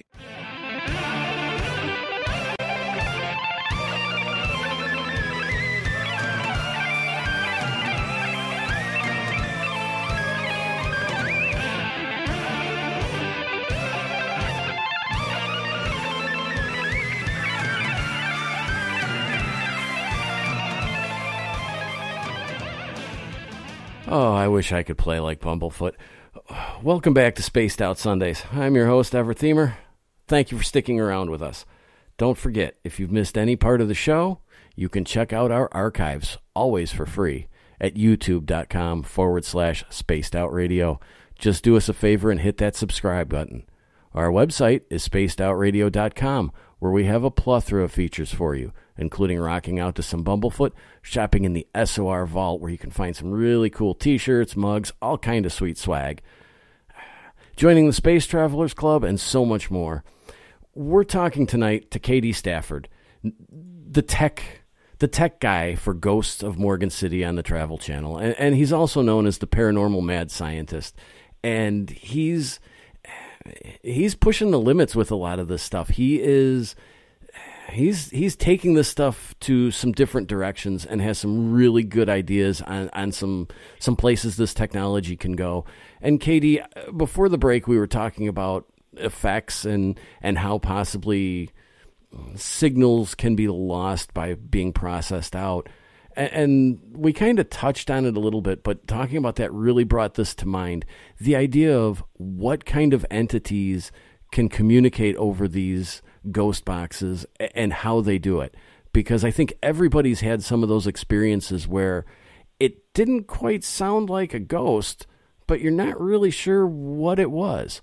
And I'd like to talk to you about that a little bit, explore that idea, because we use these ghost boxes, and most people, they have so many different names, but most people refer to them as a spirit box or a ghost box. But there's that possibility that we're talking to something entirely different, isn't there? Definitely. You know, I like to compare it to, like, let's say using a Ouija board, for example. There's kind of a bad name on a Ouija board. I don't think it's such a bad thing. A lot of people see danger in a Ouija board because they don't know what they're talking to, right? And that's so I kind of associate that also with ghost boxes. You still have the same level of uncertainty as to what you're talking to. And so that asks another question. What different types of things can we be talking to? Because like you said, we definitely get responses sometimes from things that don't necessarily seem to be what we would define as a dead person or a human spirit. So, or a ghost. So, I believe that sometimes we can also communicate with what could be described as angelic entities or demonic entities, or you know, as wild as it sounds, maybe even aliens. I mean, I wouldn't be the first one to say that. Frank Sumption himself actually thought something close to this along the same lines. Like I said earlier, Nikola Tesla believed that he could have been potentially listening to alien conversations. So yeah, there's that possibility that we are talking to a lot of different things. So that's something that we might need to keep in mind. It's not always going to be, you know, you see a lot of people trying to contact, like, the latest celebrity who's died or whatever, which I don't like myself. I find it to be in bad taste, but whatever comes over the box comes over the box. But I don't feel like you should set out to communicate with people who have just passed recently, and there are people still mourning their deaths. And, you know, you shouldn't be doing that publicly, but that's beside the point. Anyway, the thing is that I've gotten responses from one thing in particular that stands out in my mind. We were in a house, and we had there was something dark there. We knew that there was something dark there, but we didn't know what it was. And it didn't seem bad. It just seemed dark. Seemed like there was a heaviness there. And so I asked the box, I'm like, you know, what's your name? Tell me your name. And I got Abaddon. And Abaddon, I knew I'd heard the name before, and I knew it was like an angel name, but I couldn't put my finger on which one it was. So I went back and did some research, found out Abaddon is actually the keeper of the abyss, or sometimes he's seen as the angel of death. And in this particular house, turned out a few weeks later, there was a death in the house. There was multiple deaths, actually. There were two dogs died, and there was a member of the household who died also. So that kind of hit home with me pretty hard, and that really kind of solidified my belief that we are communicating with different things other than just the spirits of past humans. Why do you think that so many people don't buy into the idea that angelic beings or demons, and I'll be honest with you, I hate to use the word demon because we just don't know, and it seems like so many people label anything that could be of a dark nature or appear to have that, it gets labeled that immediately. But why is it that people seem reluctant to accept the idea that they could be speaking to these types of beings when they're using a ghost box? I mean, it seems to me, in my opinion at least, that if you're talking to a ghost or attempting to communicate with ghosts or spirits, depending on the word you want to use, they have to be on a similar plane as these other beings. So it would make sense that they could come through. Well, I think the biggest thing you have to keep in mind is that a lot of times there are people with religious beliefs who are doing these sessions or using this equipment. They have their own belief system, right? So they're kind of bound by their belief system, and they're going to, unfortunately, I think that might cause you to kind of miss out on some of the communication that's there and really seeing what you're talking to. It gets kind of hazy when you get into, why some people don't believe that.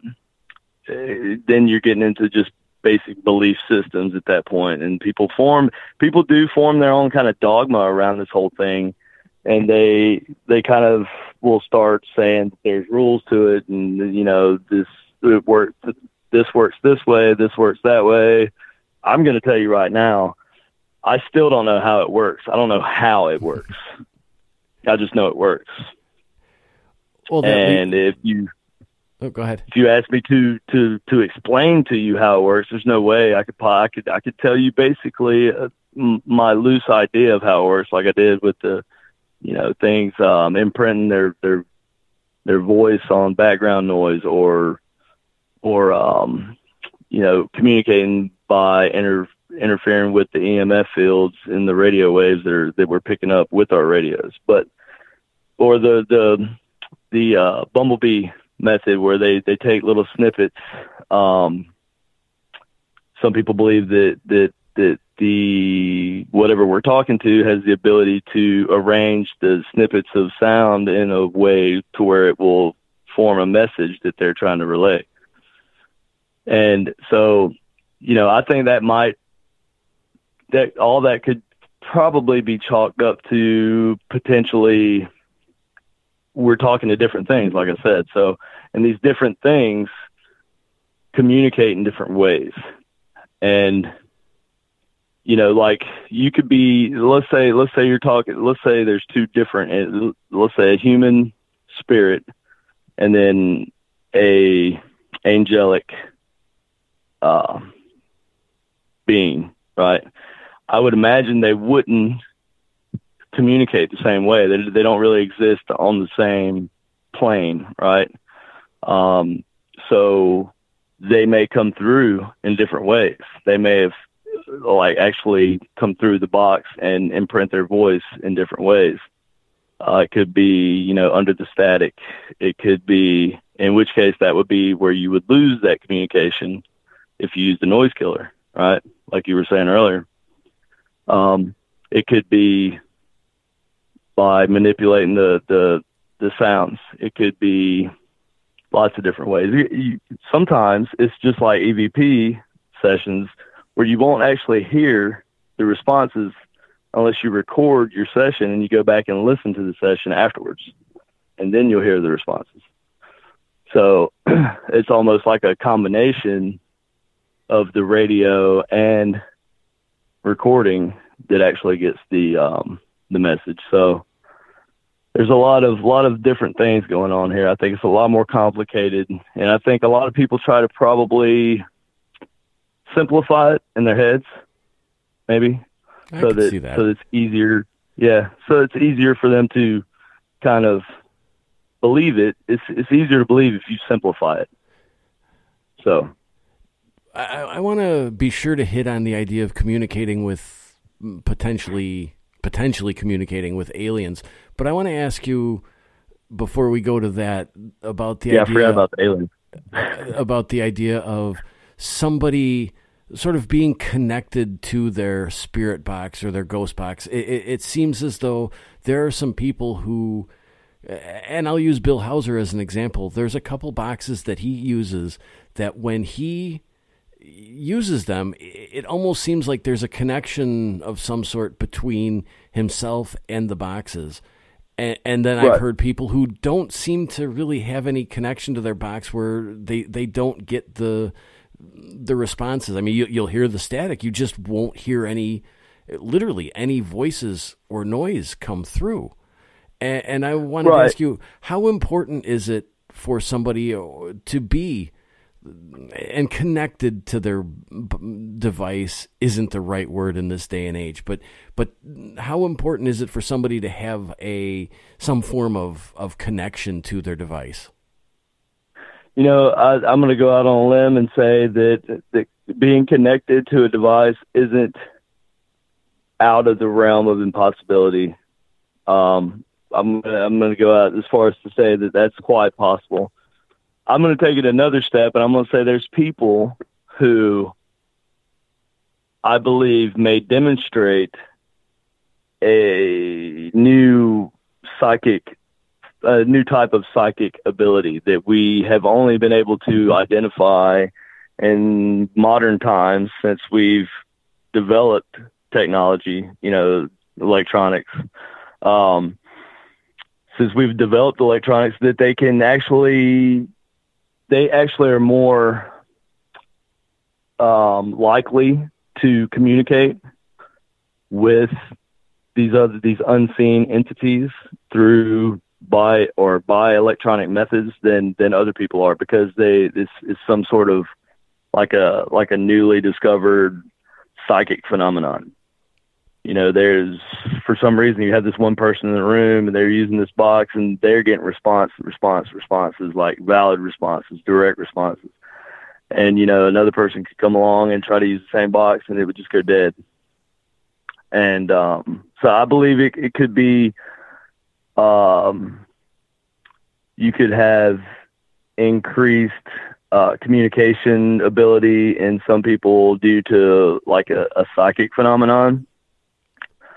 And also there could be that connection to the box also. And also I'm going to say that box builders, there's some people might laugh at this, but I believe there's sort of I don't want to say enchant. You want to talk about getting old school, like an enchanting type process that goes on when you build a ghost box. There's a lot of work, a lot of things that go into that, and I'm going to say it's almost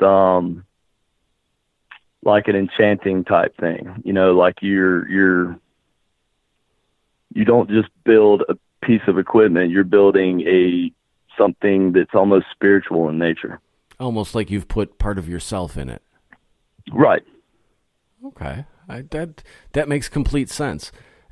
The idea of aliens communicating with us through spirit boxes or ghost boxes, that is one of those concepts that many people will snicker at or dismiss immediately.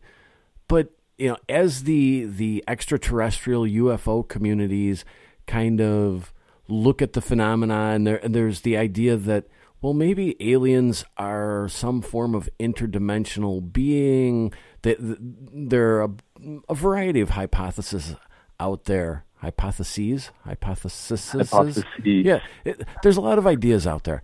And, many of those surround the idea that maybe these are some form of interdimensional or not quite physical being, which seems like, well, that would be prime for communicating through this type of device. And, if they are a physical being and they're using radio waves, certainly they would have the ability to transmit something that could be picked up. But yet so many people kind of dismiss this immediately. Why do you think that is? Well, I think that might come along with the whole stigma of, well, I mean, you know, there are lots of people out there who would scoff at ghosts or aliens. And I know there are people in the UFO community that would scoff at ghosts, and likewise for the ghost community. But, yeah, so I think there's that kind of divide between the two fields that, you know, it's like, oh, that's silly. That's when in reality, neither can call each other silly for anything really. That's like, you know, Bigfoot hunters getting into a fight with ufologists about Bigfoot being an alien. He's not an alien. They don't think he's an alien or whatever, but hey, that's between them. That's not me. But, yeah, so it could be these UFO, these beings that are controlling these UFOs. It could be alien. It could be something interdimensional also that we're talking to. And because I'm just gonna throw this out. Basically, we don't know what their technology consists of. You know, like any being that has the technological capability to travel the distance they would have to across the universe if they're from another planet, if they are extraterrestrial and from, you know, somewhere else in the universe, something that could travel that far and go across that kind of expanse. Like, we can't even imagine the technology that it would take us to be able to do that in a lifetime, right? So how can we even imagine the type of communication technology they might have? Which kind of brings me to another potential that we might be listening to on Ghost Boxes, which might be ourselves. It could be psychic projection of our own thoughts, our own subconscious imprinted on these radio waves also that we're listening to, which could be the case also with the extraterrestrials or the interdimensional beings. So right. It could be a matter of psychic projection. This is where we take one of those dreaded detours for a second. If this is some form of psychic impression, do you think then that, let's say I'm using a ghost box and I have something on my mind, or whether it be a relative who's passed on or somebody I'm thinking about or whatever, do you think that I could create a response in the ghost box through thinking about it? Or I hate to use the term psychic ability because I have none of those, but basically, could I create that response? I'm pretty sure I don't. I would say 100%. It's a possibility. It's definitely it's a possibility as much as it's a possibility that you're speaking to the spirits of past humans. Because if you think about it, okay, when you're talking, for the people who believe that they're talking to ghosts solely, what is a ghost? A ghost would be your consciousness after it leaves your body, right? So who's to say that our consciousness before it leaves our body can't still communicate the same way that it can after it leaves our body? Just maybe without our knowledge. Like, our subconscious does all kinds of crazy things that we can't explain. Even science, who is like our main, like number one, like, no, ghosts are not a thing, right? Science. So even scientists, a lot of scientists will say that a Ouija board works by way of projecting your subconscious. Like, you may not know, but through these micro muscle movements, these idiomotor phenomenon that we experience that supposedly causes the planchette to move, that our brains may be subconsciously answering our questions for us. And so I believe that same concept can be applied to ghost boxes. Okay. It's not in the same way, not through idiomotor, right, but, through psychic ability. And I'm not saying everybody's going to have that happen to them. I'm gonna go out on a limb and say that the majority of the times when we're talking to something through the ghost box, it's actually something else. It's probably not us. But I'm gonna also say that you never know if you have somebody there with you who does have some sort of strong psychic ability, or maybe like especially geared for that application, that they might be the ones causing the communication. But then on one hand, if you can sort of manifest the response through psychic ability, couldn't a psychic help manifest some valid responses if they're able to be in touch with or communicate with spirits? And wouldn't that help maybe validate, what they're seeing, feeling, the information they're gathering? Couldn't the two work together? Yeah, definitely. And I always say, all my psychic friends, I'm like, you need a ghost box. Like, if I was psychic, I'd be running around with a ghost box just constantly, just because I feel like, it would make a good companion or a good tool for that psychic to use. I think people with psychic ability should maybe try and just try the method. Like, if you've never tried ITC communication or ghost box communication, try it. You may be pleasantly surprised. You may find that it actually accents your already the ability that you already have. So definitely. We got about 5 seconds left. Have you ever gotten a response from that sounded alien? I have. Really? I'm going to ask you about that right after this break, okay? Can you hold on for a few minutes? Okay. I will. Excellent. Thank you. We'll be right back on Spaced Out Sundays. Hi there, this is Dave Scott, and I'm bringing you the woo every Monday through Friday on Spaced Out Radio. I'm going all out to bring you the strangest, oddest stories and subjects I could find for your entertainment. Why? Because when we hit peak woo, I know I've done my job. So come tune us in at spacedoutradio.com, 9:06 Pacific, 12:06 a.m. Eastern, and together, my friends, we own the night. Find your escape where time has no limits. It's about living today and cherishing the heritage of yesterday. A spirit of adventure for what is new, with the nostalgia of the past. Your timepiece is a reflection of who you are. Life surrounded by beauty from the world around us to the soul within.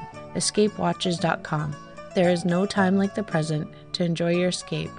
Use promo code SMF2017 for your 20% discount today. John Resig here, founder of CHIVE Charities. And just like you, we have a penchant for the uncommon, the overlooked, and the off-the-cuff.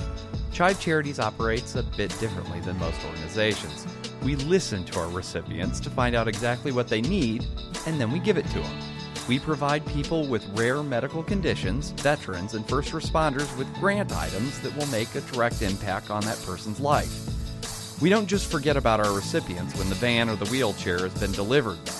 Our recipients are part of our CHIVE Charities family for life. By becoming a donor with us, you could be a part of that family too. And our listeners of Spaced Out Radio know that thinking differently can be a very good thing.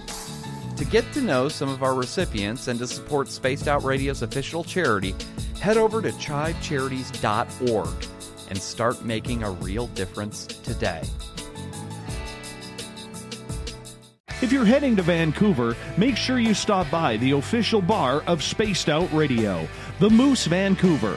It's the place to party in YVR. At the corner of Nelson and Granville, the Moose Vancouver is always up to speed with a kitchen staff that serves great food. All food on the menu, $6.95 to $8.95. There's a reason the Moose Vancouver is recognized as one of the hottest spots on the West Coast. Get your horns up for the Moose Vancouver. Come hang out with Spaced Out Radio, where we own the night. This is Carl. You can follow Dave on Twitter at Spaced Out Radio, and during the show, use the hashtag Spaced Out Radio to chat with us live. On Instagram, at Dave Scott SOR. On Facebook, give our page a like, Spaced Out Radio Show. SOR archives are free on YouTube at Spaced Out Radio. Come join us, or I will come join you. See you at your window.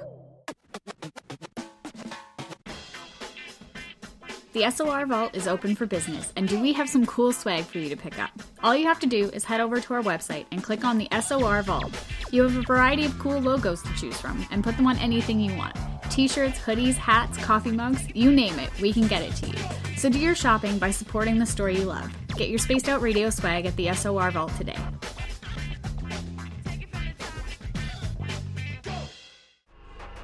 Are you having encounters with the paranormal, supernatural, or ufological that you cannot explain? Look no further than the SOR Sightlines Report, brought to you by the Experiencers Support Association. This is Ryan Stacy, head of the Research Association, TESA. Soon on the Spaced Out Radio website, you'll be able to file your reports and have them researched for you. We are independent and ready to help Spaced Out Radio listeners today.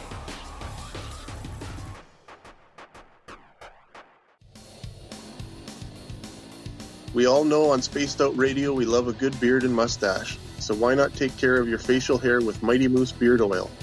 Made in Canada, we're taking care of beards and stashes around the world. We use 100% natural ingredients with our oils and balms to make your whiskers feel silky smooth. Use promo code SOR2019 at MightyMooseBeard.com today.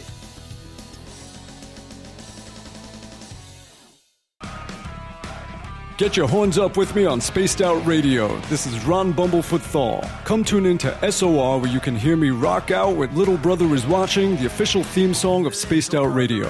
And then come on over to bumblefoot.com, where you can find out about my tour schedule, my music, and everything else. Bumblefoot.com keeps you up to date on what I'm doing and the best way to stay in touch with my music and music camps. Sign up for my newsletter at bumblefoot.com, and remember, Little Brother Is Watching.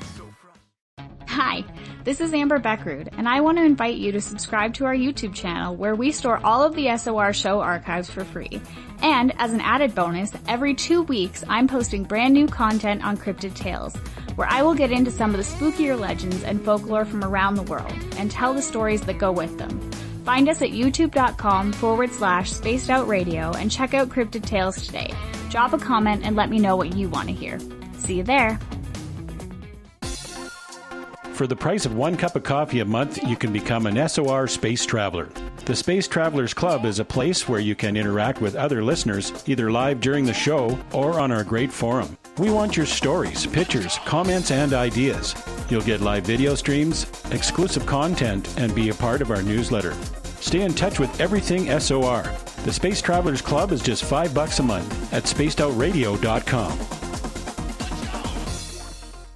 At spacedoutradio.com, we have a little bit of everything for you to stay up late. So while you're there, check out our SOR Newswire, where our team brings you stories of the weird and strange to the WTF from around the globe. News on Bigfoot, UFOs, paranormal, Darwinian-type crime tales. It's the stories that the mainstream media usually won't touch. Well, we got them all on the SOR Newswire, only at spacedoutradio.com. Come hang out with me, Little Richie G, as I take over the airwaves on Spaced Out Saturdays. This is Rich Giordano, and I'm going to bring you the most fun on the radio you can have with your clothes on. We're going to get to the heart of the subjects, from UFOs to what's going on in the paranormal and everything in between. So come join me at spacedoutradio.com, starting at 9 p.m. Pacific, midnight Eastern, for the fastest 3 hours of your week.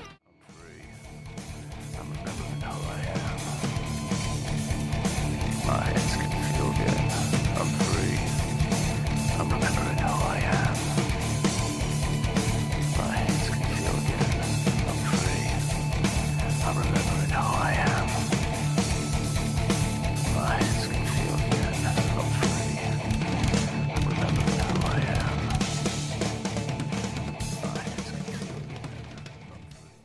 Welcome back to Spaced Out Sundays. I'm your host, Everett Thiemer, and thanks for wrapping up your holiday weekend with us.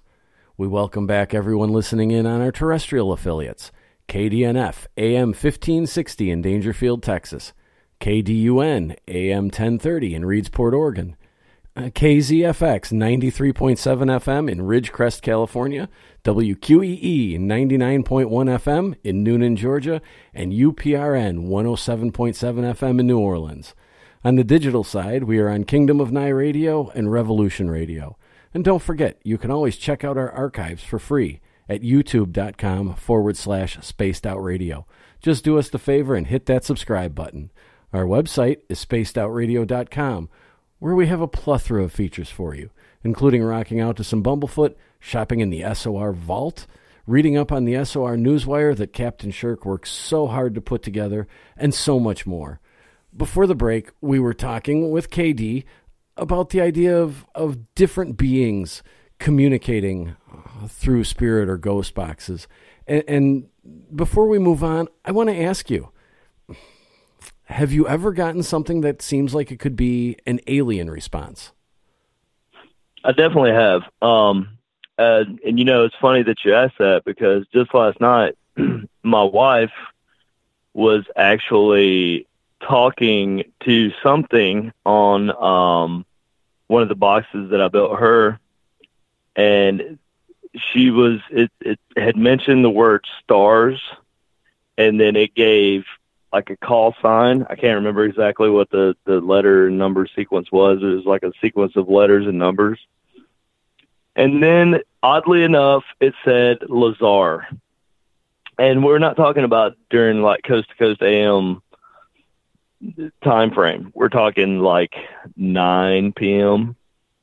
And so I wouldn't imagine too many people be talking about Bob Lazar at 9 p.m. You probably only get that during the late night talk show hours.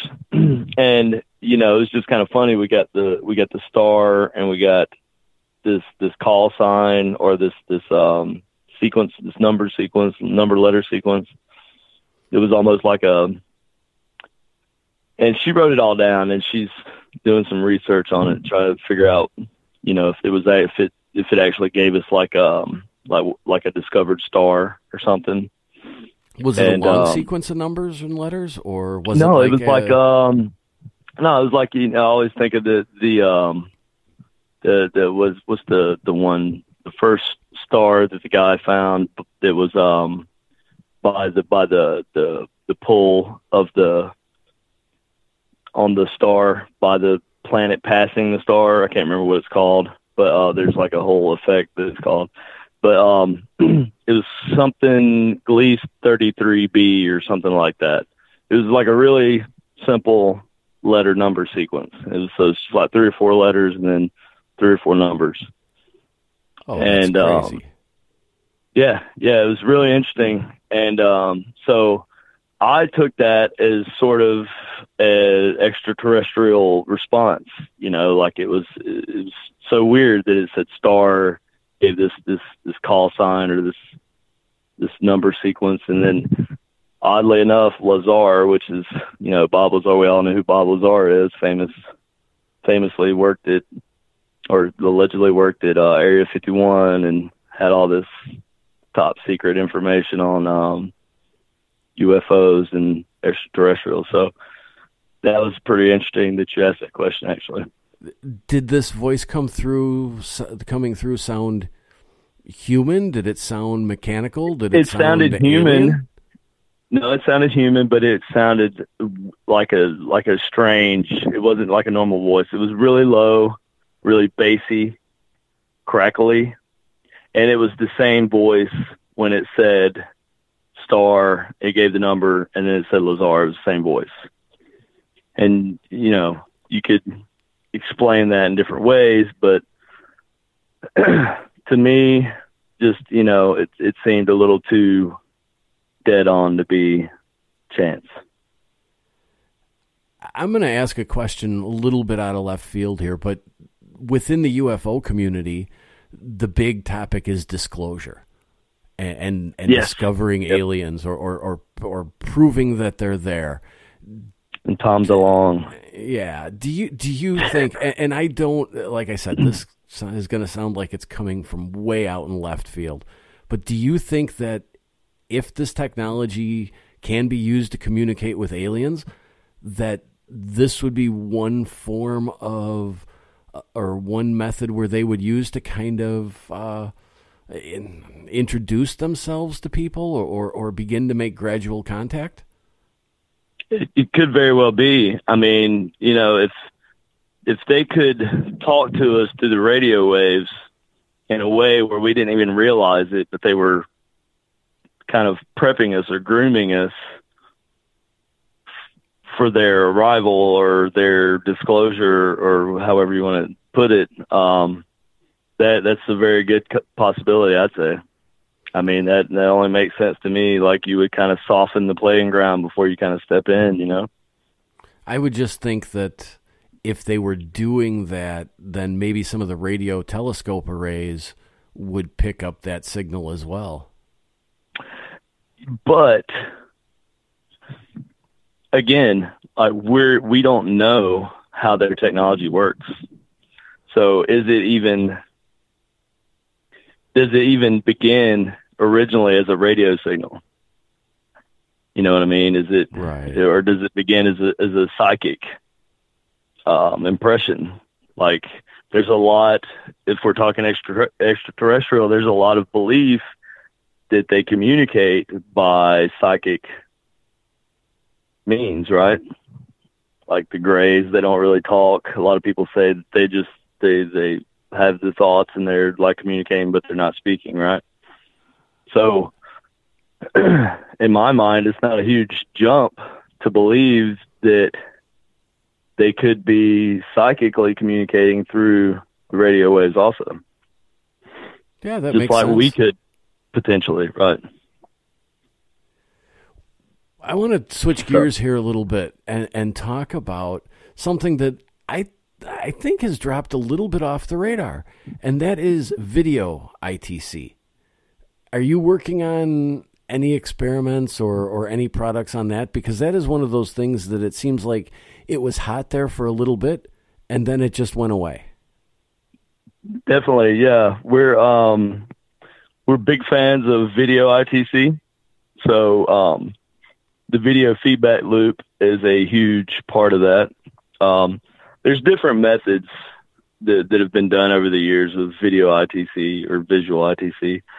And, you know, that can range anywhere from somebody stirring a pot of water and shooting lasers into it and taking pictures of that to, you know, video, producing a video feedback loop and then keeping the images from that and going through that to the sweeping TV and which is basically a television ghost box sweeping through the different radio or television stations, like I said earlier. So yeah, we're working on right now. We're working on a portable video feedback loop device that, because traditionally all we've been able to do is kind of sit in one spot and create this video feedback loop between the camera and a screen of some sort. And, you know, it's kind of a set deal, right? And it kind of takes up space. But we're working on something right now that is portable, so you can walk around with it and just kind of look ahead of you where you're going. So that'll be interesting to see how that comes out. Now, these video feedback loops originally, and you can slap me for not not remembering the year that this was kind of started, but originally the idea was to take a video camera and hook it up to a TV and point it at the screen of the TV. And this created kind of a feedback interference kind of situation where occasionally, quite literally, figures would seem to appear on the screen, correct? Yes. Basically what you're doing is you're creating fractals. So you create this never-ending, well, as long as the loop's open, it's a never-ending spinning tunnel of the same image, right? And it gets blurred into itself, and it gets changed and warped into different shapes. So basically, the idea is kind of the same thing as recording for EVP. Is you put out this white noise, and in this case, it'd be a visual white noise, right? And so you produce this white noise, this visual white noise kind of carrier wave, like a visual carrier wave, and then that basically gives what you're trying to communicate with a visual medium for them to imprint their image on. Or, a lot of times I'll ask for, I haven't had a whole lot of luck with it, but I feel like maybe they could show us things. So I'm really stuck on that. I don't know why, so I'm just kind of following it. But I have this suspicion that they can show us things in there that they remember, or maybe their old home, or something that, like a fond memory of theirs or something like that. Then maybe we get a snapshot of that. So that's kind of what I'm shooting for with what we're doing. And yours is going to be a bit more portable? Yes, I'm trying to make it portable, where it'll be more like a camera that you're walking around with and a screen, and you're like looking at the screen, and you can see it in real time, but at the same time you also have the ability to record it also. It's going to be it's kind of an undertaking, but yeah. Now one of the things that I've never seen with video ITC is audio. Will you be able to add any audio or use a ghost box in conjunction with it, or do anything like that? Yeah, I plan on it having a ghost box function also. So I mean, if you want, you can turn it off.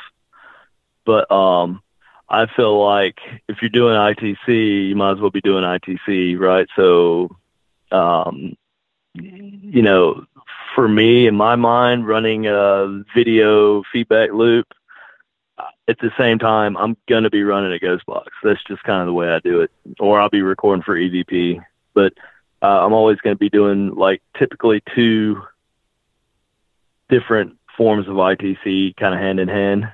So it'd be EVP ghost box, or EVP recording and video ITC, or, there's different combinations, but yeah, that seems like it would be a good way to correlate the evidence. If you're getting a figure on the screen and maybe a name or some sort of location or event coming through a ghost box of some sort, it seems to me that would be a good way to kind of correlate the evidence together.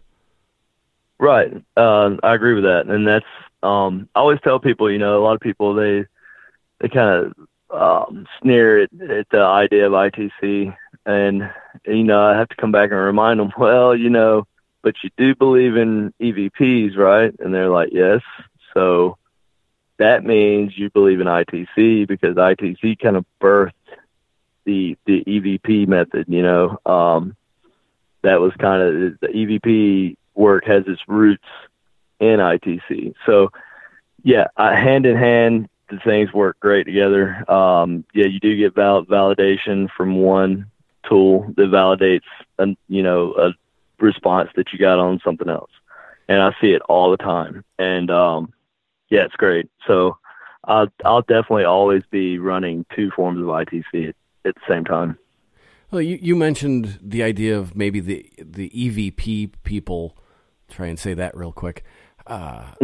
Sort of sneering at Ghostbox users. Do you think that that's just because it's an easy, the idea of saying, oh, well, you're just picking up radio frequencies and hearing what you want to hear, or you're picking up random words and turning that into something. Do you think that's just an easy argument? I do. I think that's a really easy go-to. I'm not real big on the community, like putting down on any other form or method of research inside of the community. Like, you know, we can't have people who are more traditional. And I say traditional very loosely, like EVP and camera based only, like recorder camera. That's all I'm using. You can't have those people kind of bashing the ghost box people and vice versa for, you know, whatever reasons, because it, first of all, it creates tension, and second of all, it doesn't make sense. But, you know, I feel like all these things kind of go hand in hand, and they all deserve to be explored. And if you're hunting for ghosts, you have to be way more open-minded than your average person, I believe. Now, how far along are you on this video ITC? Will people be able to get it? Can they get it? Because I'm really curious to see this. Excuse me. Yeah, definitely. I'm pretty far along on it. I'm working on right now a good way to record the data in a efficient manner. So as soon as I can get it down to where I can record all of everything I'm getting, you know, onto some kind of easily transferable format, and I get it all kind of boxed up and secured and everything, and I get a little process going on. It may be a while before I actually am able to produce this thing, you know, for sale. But I should have this one done, you know, not too long after the first of this year. So there'll be results from it probably around the first of the year. Now you're using like a small portable TV, right? Like one of those little 5-inch screen things that we kind of carried around back in the 80s. Now that's the sweeping ghost box, or the sweeping video ghost box. Okay, that's a little different. But yes, that's what I'm using for that. Now that is actually going back to what we were talking about before with the validating one thing with the other. That's actually something I'm trying to work in with the EVP sessions, especially because I feel like it has a really good place.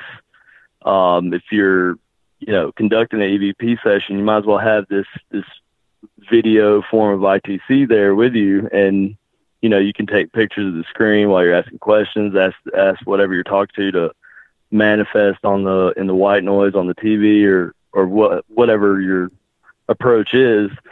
There's lots of different little things you could do with that and experiment with. So I think that has a really good place in our research.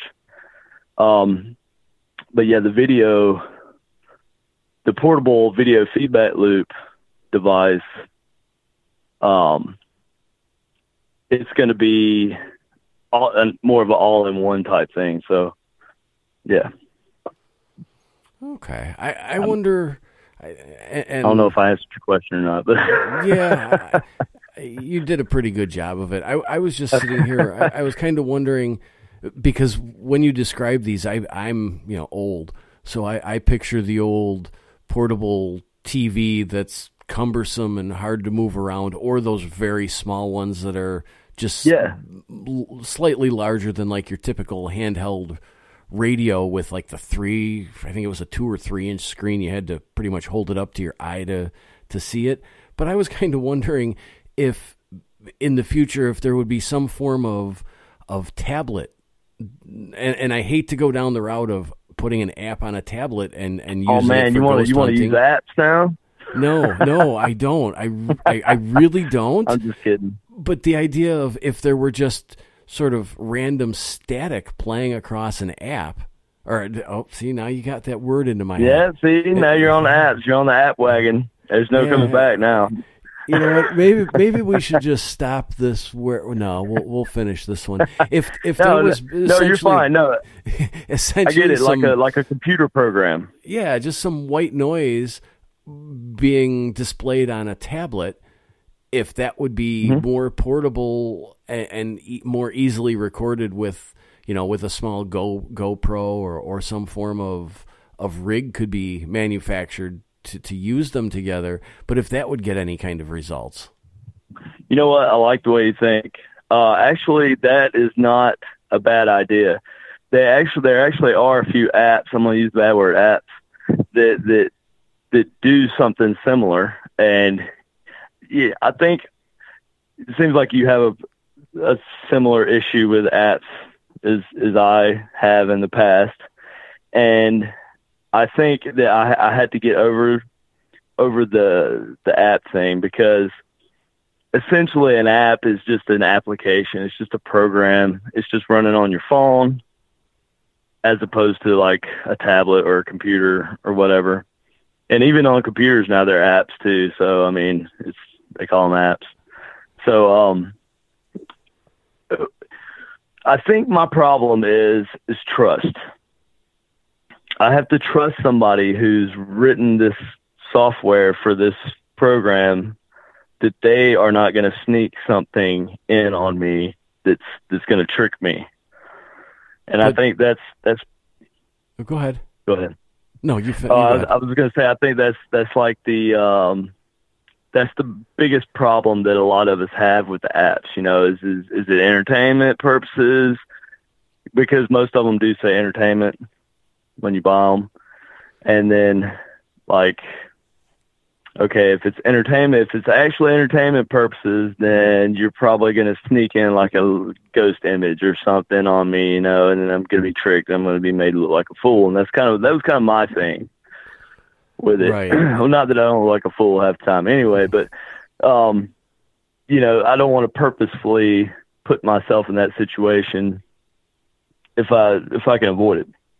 And I think that's the case, though, with so many of these apps. People have gotten them, and then later we find out that there's some sort of voice recognition, or there's pre-programmed words, or there's a data bank of information in there to draw from, where you can't count on it to be reliable. Right, and that is an issue, and I'm not saying that all apps are going to lead you in the wrong direction. I'm going to say the majority of the apps are made purely for entertainment purposes. Okay. Katie, I'm going to get you to hold on for 1 second. We're going to step out for our final break on Spaced Out Sundays. I know, it went fast. Hey everybody, the SOR Space Travelers is open. For just $5 a month, you can hang out with Dave and our crew privately in our members-only section. With your signing, you'll receive newsletters on what's going on with Spaced Out Radio. You'll have direct contact with the host during the show in our chat, live streaming videos, and a great forum for your posts and more. Become a space traveler now at spacedoutradio.com.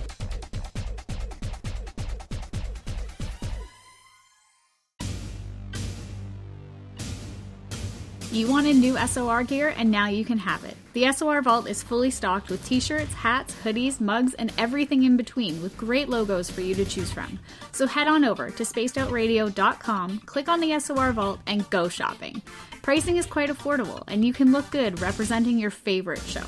So go to our website and pick up your new SOR wear at the SOR Vault today. Hey Spaced Out Radio fans, it's John Resig, founder of the CHIVE and CHIVE Charities. We live in a world of mystery and uncertainty, which you guys know better than anyone. Sometimes you just need to be brought back down to earth for a while. One of the best ways to stay grounded is to help out with your fellow earthlings, and there's no more rewarding way to do that than to give through CHIVE Charities. Unlike many organizations, we don't necessarily aim to save the world, cure disease, or change the course of history. Our goal is to make the life of veterans, first responders, and those with rare medical conditions 10% happier. We do this by donating one grant item, ranging from vans to therapy programs to prosthetic limbs, to those who need it most. CHIVE Charities is nothing without our donors, an amazing group of underdogs helping underdogs. To contribute to Spaced Out Radio's official charity, head over to chivecharities.org and become a donor today. Move over, brother, and let me own Saturday night. This is Rich Giordano, and I'm inviting you to tune on in to Spaced Out Saturdays starting at 9 p.m. Pacific, 12 a.m. Eastern, where I'm going to bust open the lids on everything paranormal. Why? Because we want answers, and I'm the guy who's going to deliver those answers to you. Join the chat rooms, and we'll see you this Saturday. Just be there. No, really. Are you addicted to the woo? Good. Me too. This is Dave Scott, and you can woo it up with me every Monday through Friday, starting at 9:06 Pacific, 12:06 a.m. Eastern, for 3 hours of great entertainment in the subjects you love. UFOs, ghosts, cryptids, intuition. Yes, we hit it all 5 days a week. Look for us at spacedoutradio.com, where together, my friends, we own the night. Looking for a place to advertise at a very reasonable cost? Look no further than Spaced Out Radio. SpacedOutRadio.com has an advertising tab that you can click to check out our daily, weekly, and monthly packages to play on the radio, or our website including social media. From commercial spots to banners, we have it all. Check out our competitive pricing today. Heading to Vancouver and looking for some great nightlife? The Moose Vancouver is the place to be. Catch a game on one of the big screens or just come rock out to your favorite 80s and 90s hair bands. Great food starting at $6.95. The Moose Vancouver is open until 2 a.m. nightly. It's easy to find near the corner of Nelson and Granville. The Moose Vancouver is the official rocking bar of Spaced Out Radio. Every night on Spaced Out Radio, we have places for you to hang out. Hi, this is Carl. Join our SOR Space Travelers group on Facebook for live chat. On Twitter, using hashtag Spaced Out Radio, you can also join us in our Spreaker chat room. Check us out on Instagram at Dave Scott SOR. All of our archives are free on YouTube at Spaced Out Radio. By the way, I'll be watching you at your window until you do. Bye! Are you having encounters with the paranormal, supernatural, or ufological that you cannot explain? Look no further than the SOR Sightlines Report, brought to you by the Experiencers Support Association. This is Ryan Stacy, head of the Research Association, TESA. Soon on the Spaced Out Radio website, you'll be able to file your reports and have them researched for you. We are independent and ready to help Spaced Out Radio listeners today. Hello, this is your guitar man, Ron Bumblefoot Thaw, and I have to tell you, I love the response I get for Little Brother is Watching from Spaced Out Radio fans. It's amazing how music can inspire and make people think deeper about what's going on in the supernatural world. You can head over to my website, bumblefoot.com, to check out my music, my guitar workshops, my touring, even check out some of the hot sauces that I'm working on. And make sure you keep on listening, because with Spaced Out Radio, you know Little Brother is watching. From the heartlands of Canada to beards around the world, we know how to take care of you. Fill your follicles with the Mighty Moose Beard Oil. All our oils and balms are handmade and 100% natural ingredients because we care about your beard. And hey, use the promo code SOR2019 and get your Mighty Moose Beard Oil today. You can check us out on our website, mightymoosebeard.com.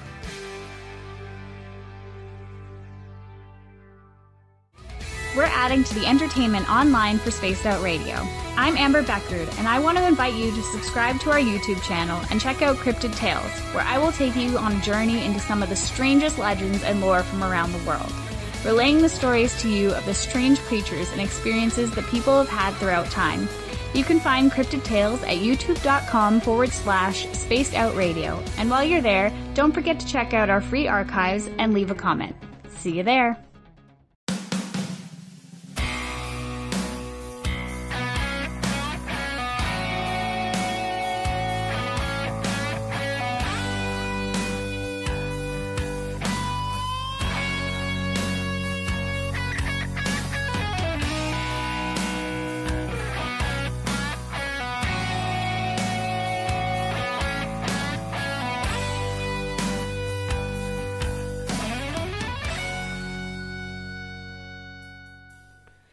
Welcome back to the final segment of Spaced Out Sunday. I'm your host, Everett Thiemer, and thank you for spending your evening with us. Don't forget, if you've missed any part of the show, you can check out our archives, which are always free, at youtube.com/spacedoutradio. Just do us the favor and hit that subscribe button. Our website is spacedoutradio.com, where we have a plethora of features for you, including rocking out to some Bumblefoot, shopping in the SOR Vault, reading up on the Newswire, and joining the Space Travelers Club, where for $5 a month, you're going to get a ton of fun stuff. Now, we're talking with K.D. Stafford, who is most known for his role or his work on Ghosts of Morgan City. And, you know, K.D., we've been talking, and we haven't even touched on the TV show yet. I mean, we've just been kind of rambling around. So I want you to skated all around it. Yeah, which is a terrible thing to do. So tell us a little bit about the show and how you came and became involved in it. Well, I first got contacted. It was around fall of last year, and they were like, "Hey, we saw some of your stuff, and we were just wondering if we could talk to you." I'm like, "Okay." I had never pursued like being on TV or anything. I just never kind of saw myself as doing that. So, I got this message from these people, and they wanted to talk to me, and they said they were with, the Travel Channel. And I was like, "Oh, cool. Okay." So talked to them, and they said that they had seen during another interview where they were interviewing another person for another part in the show. They saw some of my equipment on the shelf, and it just happened to be one of those things was the helmet, was one of my helmets that I had made. And so they were intrigued. So they did I did a little interview, what do you call that? Audition. And they didn't say anything to me, actually, until the last minute. And I was like, maybe I should call these people and see if, like, they ever decide anything. Because I had a couple people call me, and they were like, I got a letter in the mail saying that I didn't get it or whatever. And so did you get it? And I'm like, I haven't got anything. I don't know. And so I decided to call them. I called them, and they were like, "Oh yeah, we decided to use you. So, like 3 weeks, we're going to start filming. So we're going to need you in Louisiana." And I'm like, "Oh, okay." So nice of them to give you a heads up. Yeah, right. I had a short notice, but I pulled it off, got everything ready, got everything together. Went down, and yeah, everybody's great. The show, it was great filming for the show. That first investigation we did out at the Lake Pollard, I think that's how you pronounce it, Pollard, one of those. Man, that was a very interesting night, to say the least. That was the Ada LaBouffe episode, and I had used the PGG, which is, I just I took what was originally a 3-dimensional ITC experiment that I was working with, and I took it all and put it in a box. And basically it was a 3-dimensional white noise generator that I intended to use as an ITC device. And it also had a high voltage EM pump on it with a Jacob's ladder built onto it. And so it basically pumped out a whole bunch of fog, and it fired a whole bunch of different types of light and stuff through the fog, and then the Jacob's ladder would be running, providing that electromagnetic field boost for whatever we were trying to communicate with, to kind of give them some juice to manifest. And it worked. Me and Jeremy both saw the same thing from different angles. And, from that point forward, it's a pretty interesting ride. Well, the general concept of the show is this town or this area, Morgan City, Louisiana, there is quite a bit of really strange paranormal activity going on in the area. So much so that the police department was getting calls. Yes. Regarding some of the stuff, because it seemed to be just at times that violent, that frightening, that weird, and that's kind of what kicked off the show. Yeah, they were actually getting police calls, and I had the pleasure of meeting some of those great police officers in Morgan City. And yeah, I mean, when you talk to these guys, it was real. It wasn't like, some made-for-TV stuff. These guys were legitimately, did not know what was going on in some of these cases, and were genuinely spooked. And they're human just like we are, but these are a lot of these guys are pretty hardcore guys, and they're not the type to get spooked at something unless it's something. And just to get their stories and to see these dudes who seemed impenetrable not want to go into a house or not want to go into this location because it spooked them so bad. It was very awakening, I guess. Now, what kind of feeling does the town have?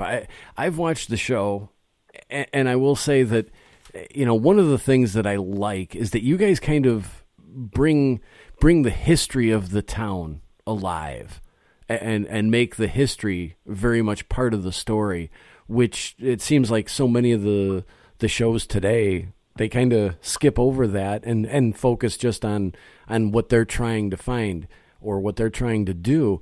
But that town, I imagine, has to have a very strange feel to it. Yeah, there's especially some places in the town that have a very weird feel, like the downtown square is a very interesting place. That's where the last episode was filmed out there, where Jeremy wore the helmet.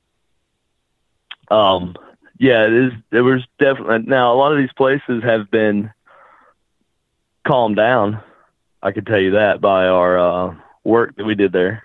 But yeah, definitely when we got there, there was definitely a lot of weird happenings and places that were really ominous feeling. And that's not to say that there aren't still some of those places, but left. But we definitely hit on, I think, a lot of the more threatening parts of their paranormal activity. Now excuse me, you were the technical guy on the team, so yes. you were able to kind of bring a lot of your ideas and experiments and equipment to the show. What equipment did you bring, and how was it being able to work with it in the field? Well, I actually brought all of my equipment.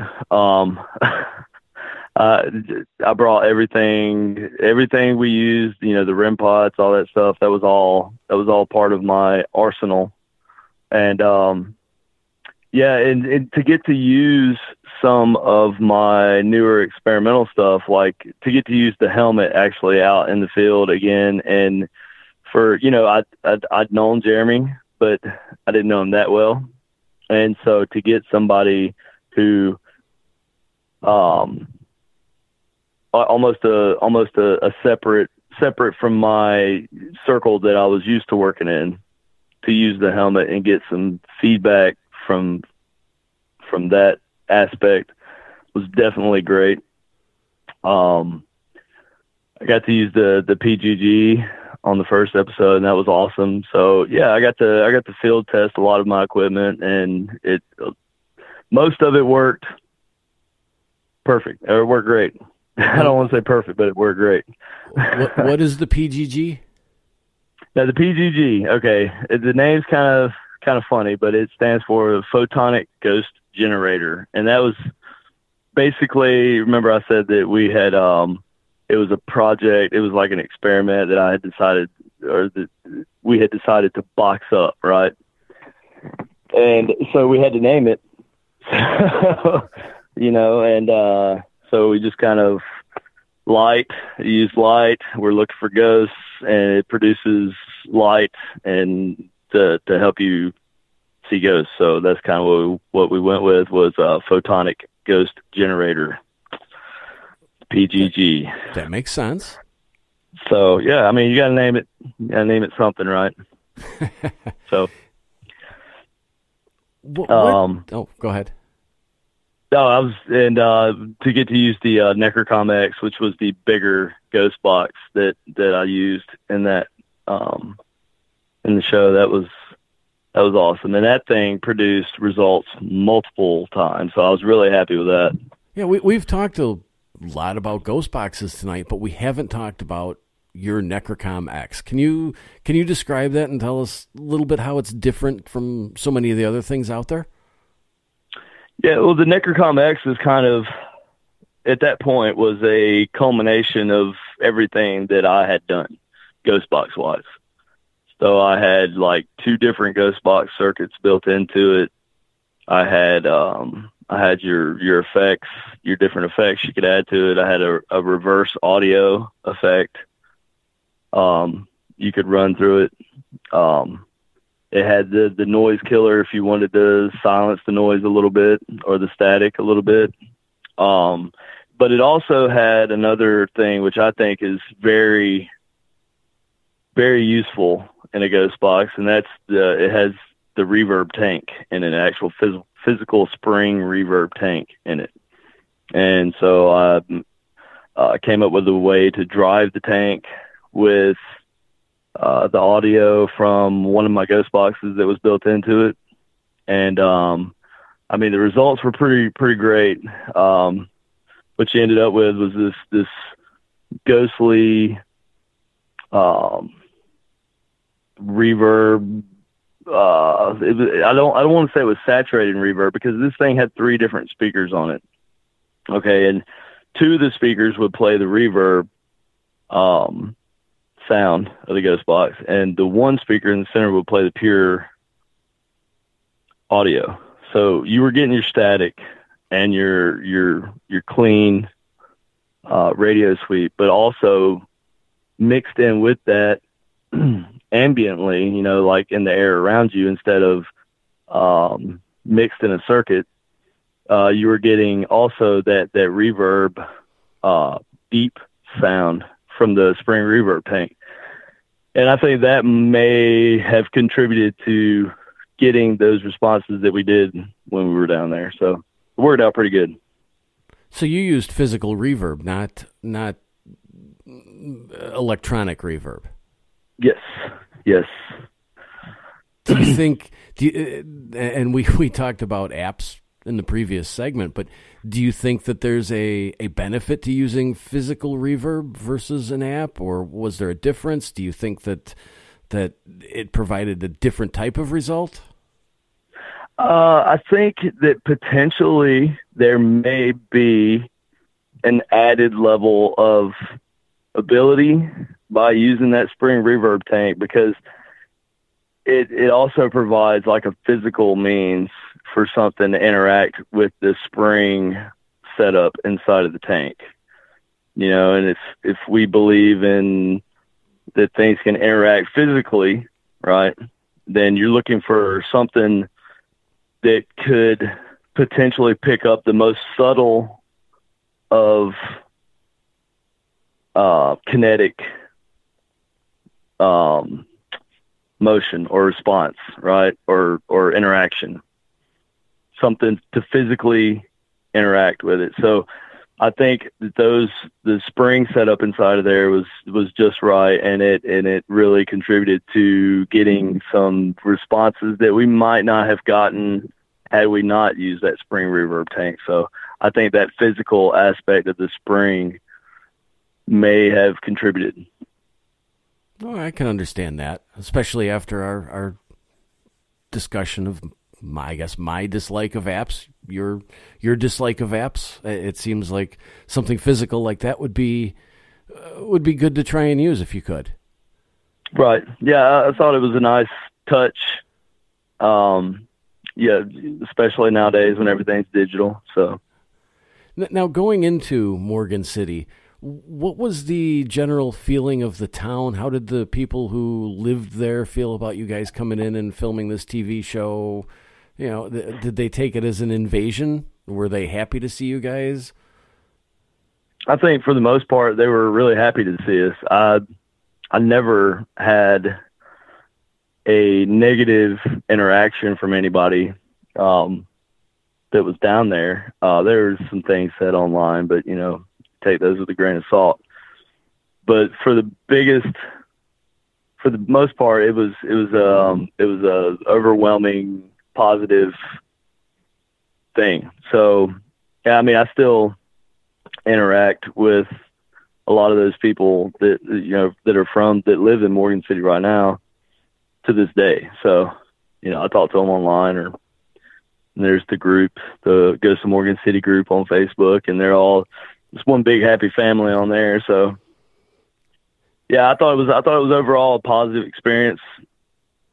I think we helped them. We helped a lot of the situations that were happening down there. So, while you were down there, what was the most frightening, most bizarre case or series of events that you guys worked on and filmed?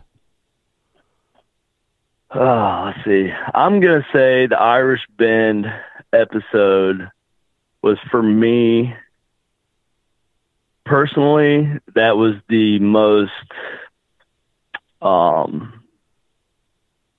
don't know how to describe it. That was probably the most powerful. No, I don't want to say frightening because it wasn't scary.